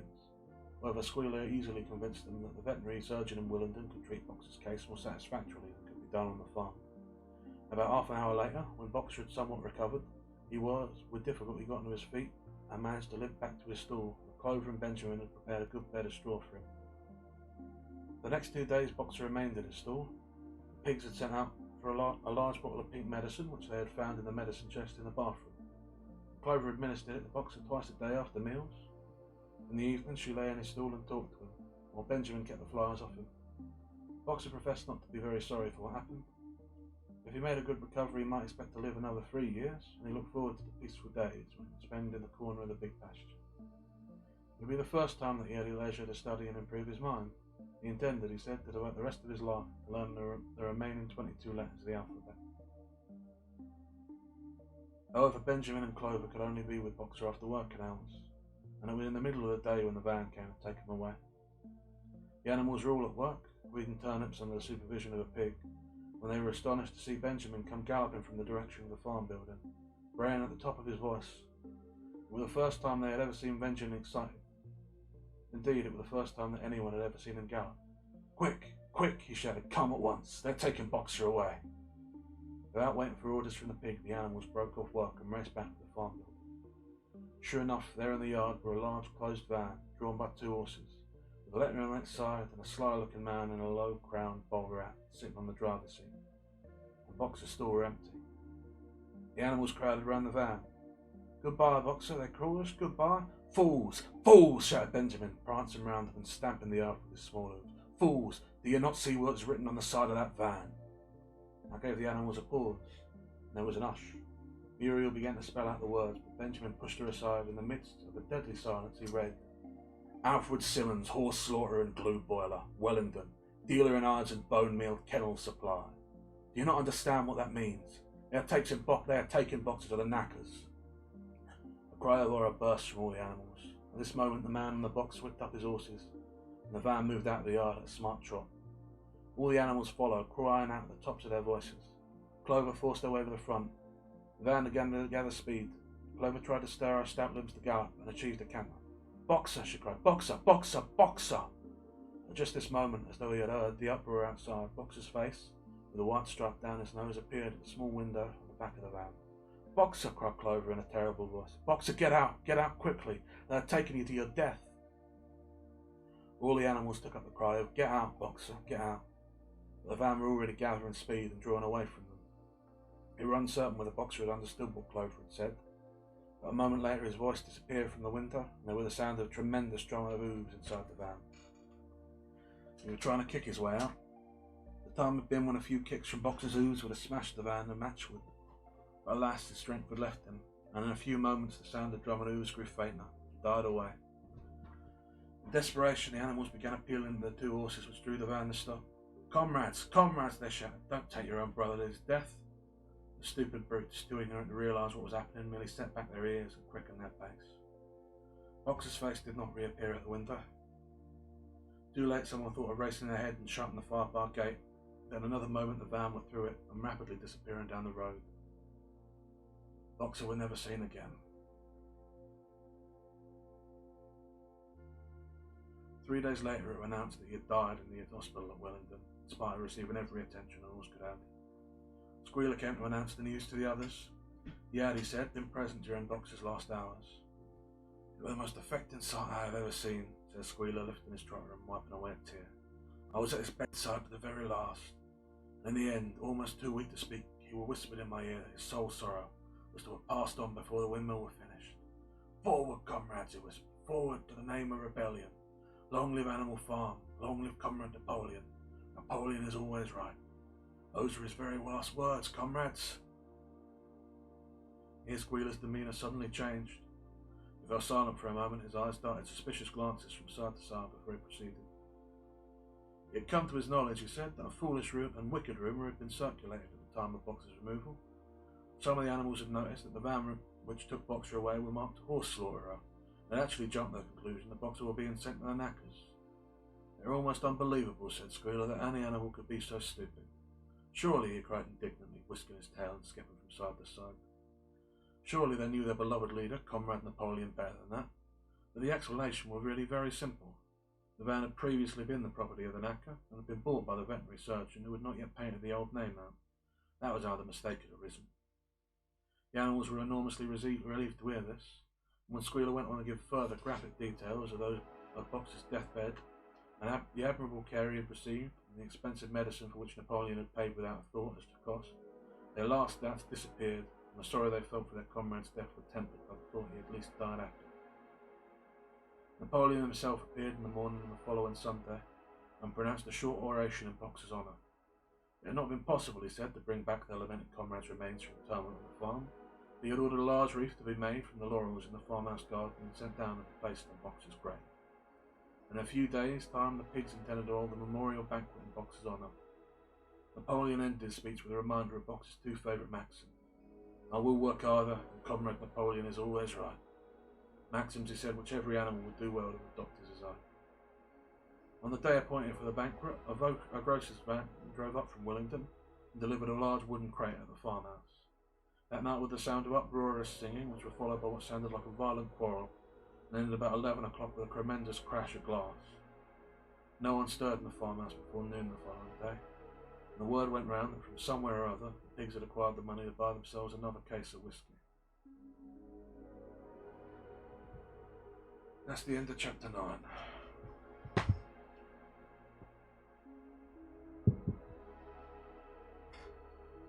Well, isn't it nice that sometimes you have the best of both worlds, eh? Your poor man Boxer is able both to work himself to death and have a more terrible end.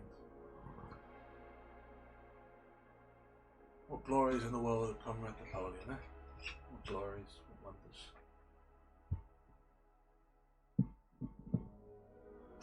Still, it's good to know no animal will ever retire. What use that land going to waste for farrow, standing fallow just so the old people can stand there? What point?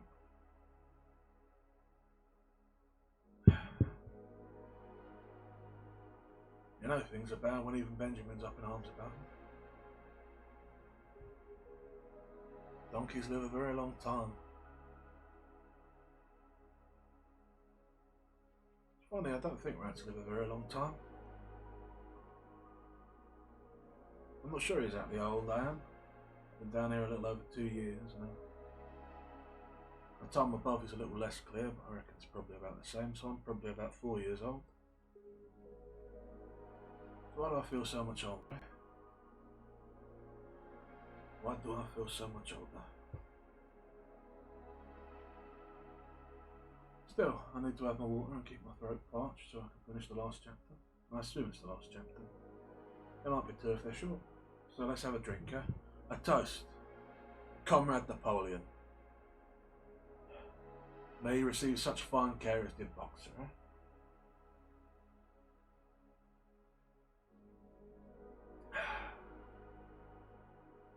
Indeed, indeed.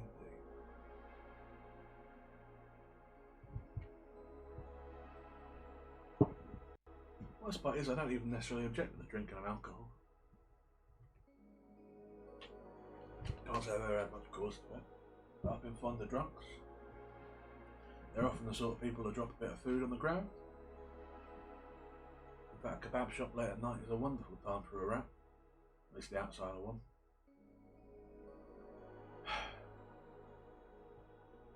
This has turned me a bit against it, same way it's turned me a bit against poetry. It's funny, this book doesn't feel quite as, how'd you say, impactful as Nice and Mended. I don't feel like I've been struck quite as hard by it, but it does feel like it's, if anything, somewhat more effective. Maybe it's because it's the animals. Rats are not enemies of the Republic, not even a rat were killed. Such a little consideration does, sir. Such a little consideration. I never dreamed of owning my own farm, my own little patch of my rabbits. But a dream of my own place and my own independence, where it's nice to see that dream quashed. Not that this is about animals really, I'm sure. This is about the dreams of men. Just framed in a way that he's a little more sympathetic. Yeah? Well, what of it? Rare enough anything is sympathetic to a rat. Let me enjoy it. Deluded as I may be.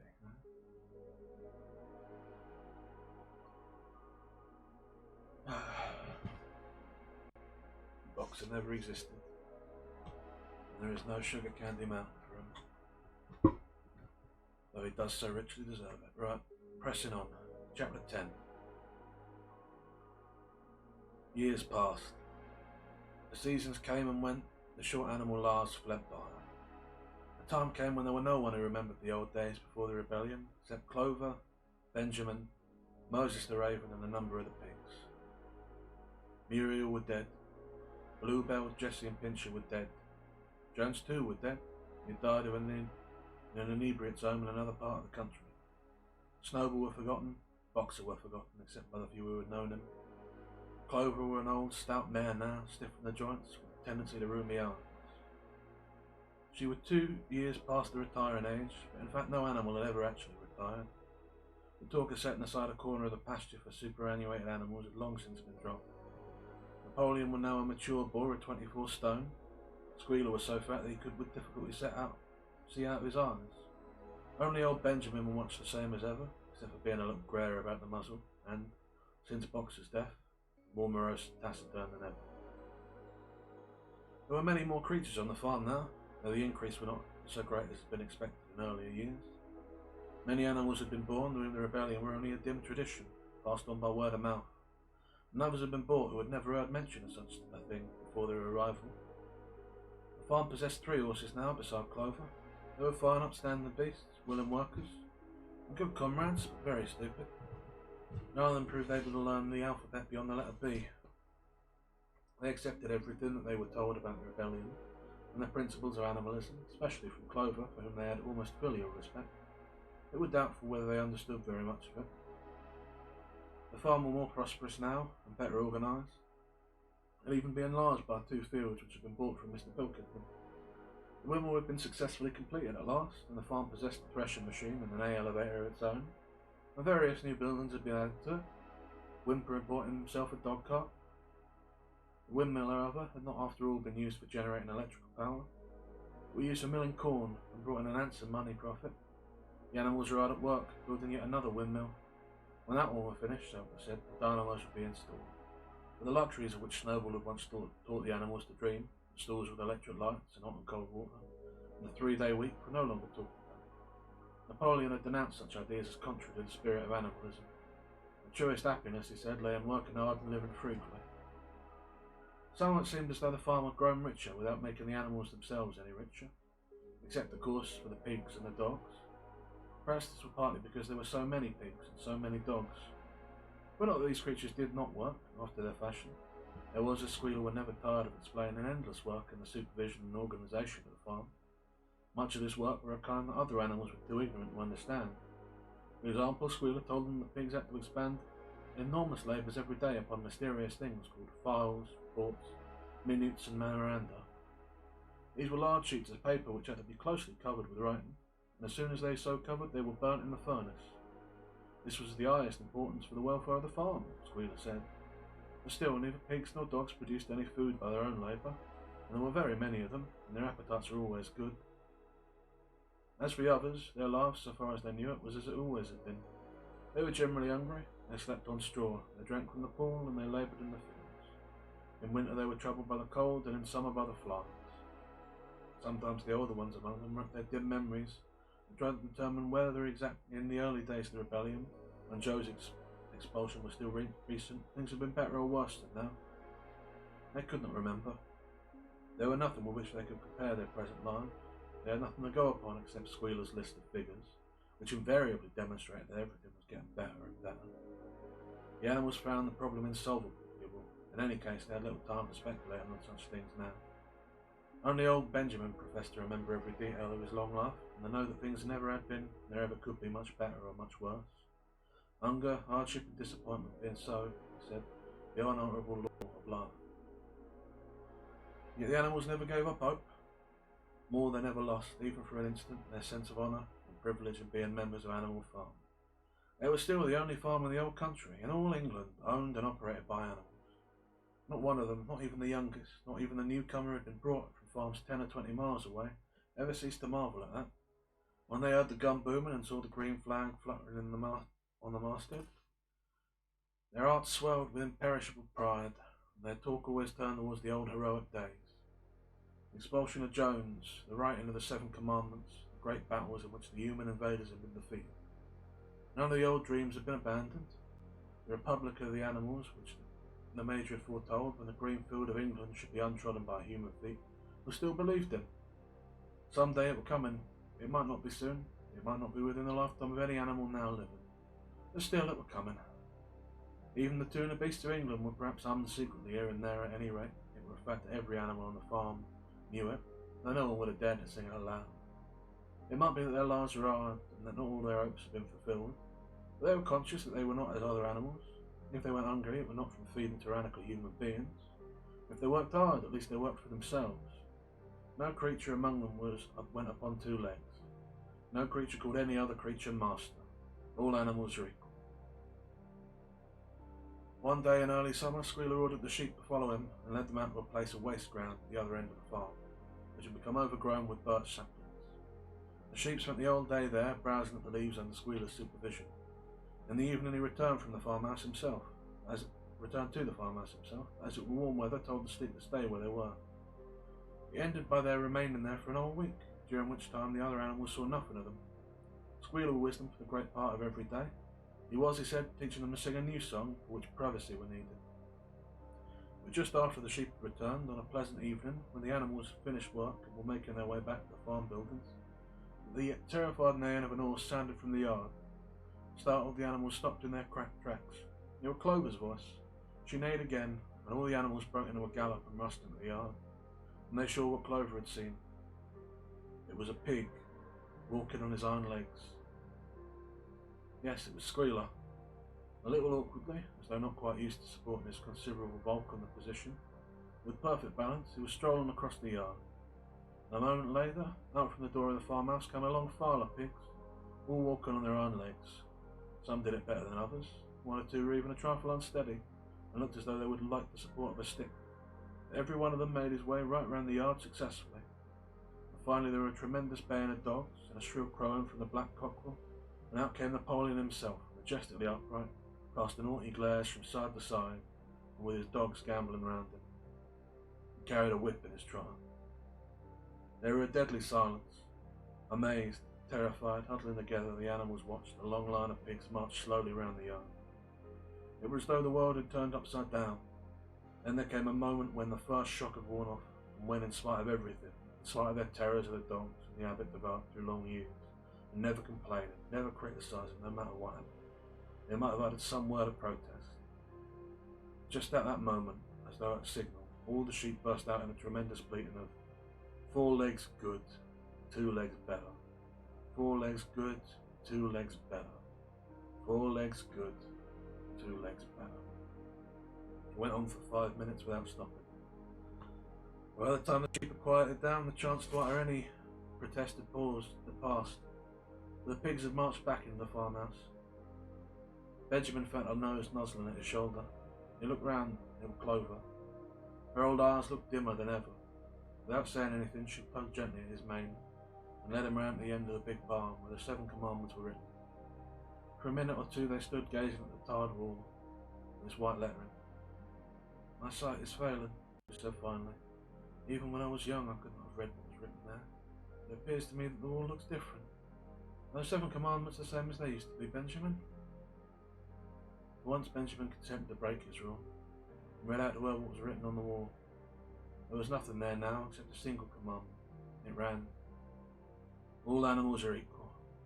Some animals are more equal than others." After that it did not seem strange when next day the pigs who were supervising the work of the farm all carried whips in their trotters.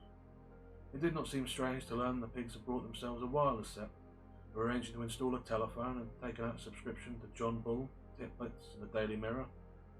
It did not seem strange when Napoleon was seen strolling in the farmhouse garden with a pipe in his mouth.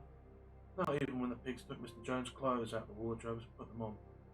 Napoleon himself appeared in a black coat, rat-catcher breeches and leather leggings, and his favourite sew appeared in the watered silk dress which Miss Jones had been used to wear on Sundays. Rat-catcher breeches. A week later in the afternoon, a number of dog carts drove up the farm. A deputation of neighbouring farmers had been invited to take a tour of inspection. They were shown all over the farm and expressed great admiration for everything they saw, especially the windmill. The animals were weeding the turnip field. They worked diligently, hardly raising their faces from the ground, and not knowing whether to be more frightened of the pigs or the human visitors. That evening loud laughter and bursts of singing came from the farmhouse, and suddenly at the sound of mingled voices the animals were stricken with curiosity. What could be happening there now for the first time animals and human beings were meeting on terms of equality? With one accord they began to creep as quietly as possible into the farmhouse garden. At the gate they paused, half frightened to go on, but Clover led the way. They tiptoed up the house. Such animals as were tall enough peered in the dining room window. There, around the long table, sat half a dozen farmers and half a dozen of the more eminent pigs, Napoleon himself occupying the seat of honour at the head of the table. Pigs appeared completely at ease in their chairs. The company had been enjoying a game of cards, but broken off for the moment, evidently in order to drink a toast. A large jug was circulating, and the mugs were being refilled with beer. No one noticed the wondering faces of the animals that gathered at the window. Mr. Pilkington of Foxwood had stood up in his mud in his hand. In a moment he said he would ask the present company to drink a toast. But before doing though, there were a few words that he felt it incumbent upon him to say. They were a source of great satisfaction to him, he said, and he was sure to all others present, to feel that a long period of mistrust and misunderstandings had now come to an end. There had been a time, neither he or any of the present company had shared such sentiments, but there had been a time when the respected proprietors of Animal Farm had been regarded, he would not say with hostility, but perhaps with a certain measure of misgiving by their human neighbours. Unfortunate incidents had occurred, mistaken ideas had been current. It had been felt that the existence of a farm owned and operated by pigs was somehow abnormal and were liable to have an unsettling effect on the neighbourhood. Too many farmers had assumed, without due inquiry, on such a farm a spirit of licence and indiscipline would prevail. They had been nervous about the effect on their own animals or even upon their human employees, but all such doubts were now dispelled. Today he and his friends had visited Animal Farm, inspected every inch of it with their own eyes, and what did they find? Not only was it the most up-to-date methods, but a discipline and an orderliness which should be the example to all farmers everywhere. He believed that he were right in saying that the lower animals in Animal Farm did more work and received less food than any animal in the country. Indeed, he and his fellow visitors today had observed many features which they intended to introduce on their own farms immediately.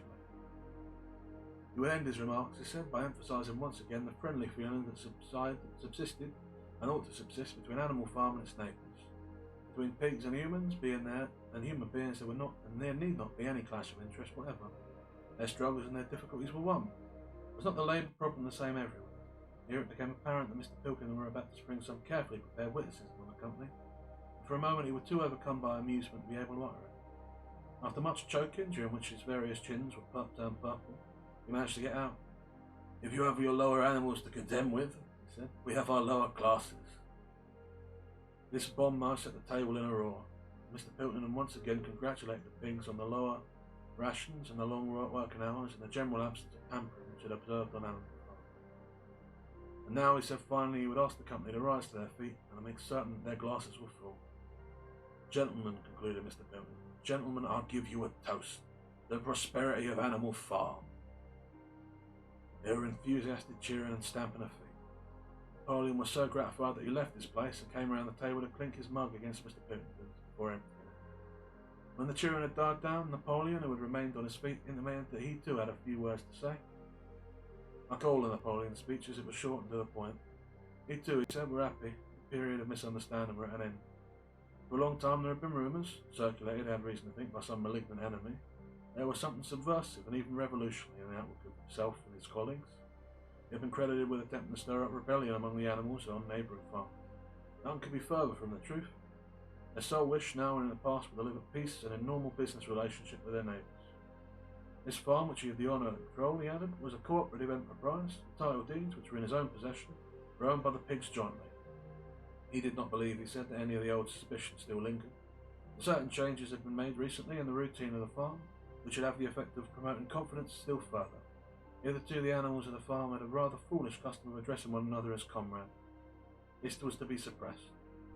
There had also been a very strange custom, whose origin was unknown, of marching every Sunday morning past the boar's skull, which were nailed to a post in the garden. This too would be suppressed, and the skull had already been buried. His visitors might have observed too the green flag which flew from the masthead. If so, they would perhaps have noticed that the white hoof and horn with which it had previously been marked had now been removed. It would be a plain green flag from now onward. He had only one criticism, he said, to make of Mr. Pilkington's excellent and neighbourly speech. Mr. Pilkington had referred throughout to Animal Farm. He did not, of course, know, for he and Napoleon were only now for the first time announcing it, the name Animal Farm had been abolished. Henceforth the farm was to be known as the Manor Farm, which he believed was its correct and original name. Gentlemen, concluded Napoleon, I will give to you the same toast as before, but in a different form. Fill your glasses to the brim, gentlemen. Here is my toast. For the prosperity of the Manor Farm. There were the same hearty cheering of before, and the mugs were emptied to the dregs. As the animals outside gazed at the scene, it seemed to them that the same strange thing was happening. What was it that had altered in the face of the pigs? Clover's old dim eyes flitted from one face to another. Some of them had 5 chins, some had 4, some had 3. But what was it that seemed to be melting and changing? Then the applause having come to an end, and the company took up their cards and continued the game that had been interrupted. The animals crept silently away. But they had not gone 20 yards when they stopped short. An uproar of voices were coming from the farmhouse. They rushed back and looked through the window. Again, yes, a violent quarrel were in progress. They were shouting, banging on the table, and sharp, suspicious glances, furious to know. The source of the trouble appeared to be that Napoleon and Mr. Pilkington had each played an ace of spades simultaneously. 12 voices were shouting in anger, and they were all alike. No question now what had happened to the faces of the pigs. The creatures looked from pig to man, from man to pig, and from pig to man again, but already it were impossible to say which were which. November 1943 through February 1944. The end.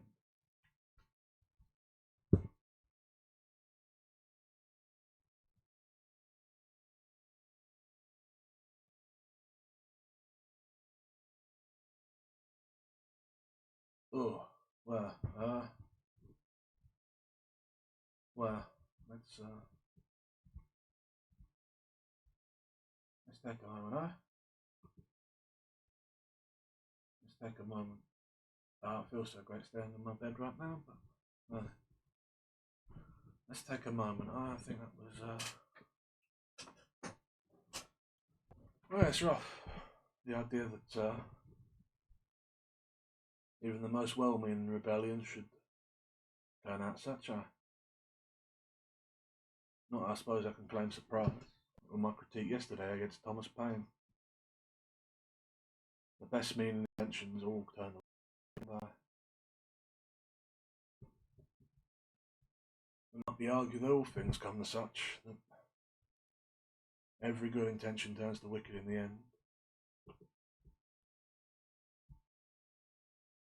Peace to England, Peace to England, how wonderful, How righteous. The rebellion, the animals, living for themselves. No one above another, but all of them wicked in the end, all so wicked in the end. And isn't that the way? Isn't the way that things always turn to wrong? This world imperfect, this world horrid and terrible. Not a lot of that. None of that. None of that, I think. Wards is down, lad. Wards is down. Could you maybe do something about that? Sorry about that. There are some issues when I run into negative sentiment. It's something of a conduit, apparently. Not a problem as long as Lamp notices and we catch it quickly, but yeah. Can't be lingering in the dumps, can we? It only brings you down to a certain level.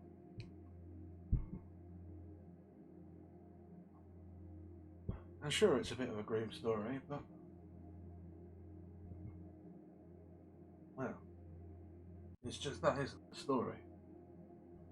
And even in the story, what we see is the actions of individuals spoiling the idea. The greater part of the people, or the animals, the greater community, wanted better and sought for better and did better. It were the actions of individuals that ruined things, killed the rebellion and the road down. High-minded ideals must be maintained, by force if necessary. You cannot let small wicked-minded men, or pigs, or any animal, take the lead. That is the lesson to be learned here. And sure, perhaps donkeys live a long time, perhaps rats do not. But as long as you live, you should keep your eyes open, and if you learn from every opportunity, and are willing to speak and to interfere, maybe things can change. Benjamin the old time acted as if he knew what were coming. So wild, so cynical. Yet never did he act, never once, save the one time when his friends were already dead, right? And maybe if he had, he could have changed things, huh? He was just as smart as the pigs, and outside force, someone who understood. Maybe he could have done something, but he didn't. There's the lesson. Apathy and despair will kill you, will kill everyone. Maybe it is hard, maybe oftentimes things will go wrong. But so long as you stand back and watch, and say, oh, I am old, I've seen it all before, you do nothing. If change is to come, you must bring it. You must fight for it.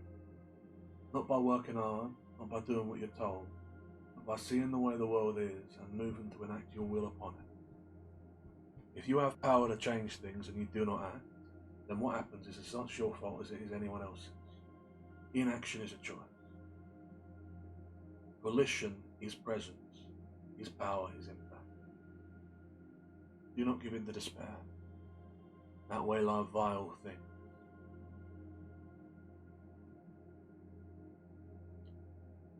That took us a little bit longer than I expected, so I don't think I'm going to do the short stories.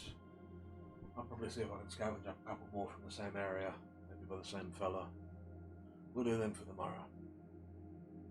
Thank you again, anyone who has been watching. I do so greatly appreciate it. Yeah, I think that's about all really. Hope you're doing well. Anyone who is, yeah. I hope you are doing well. I really do.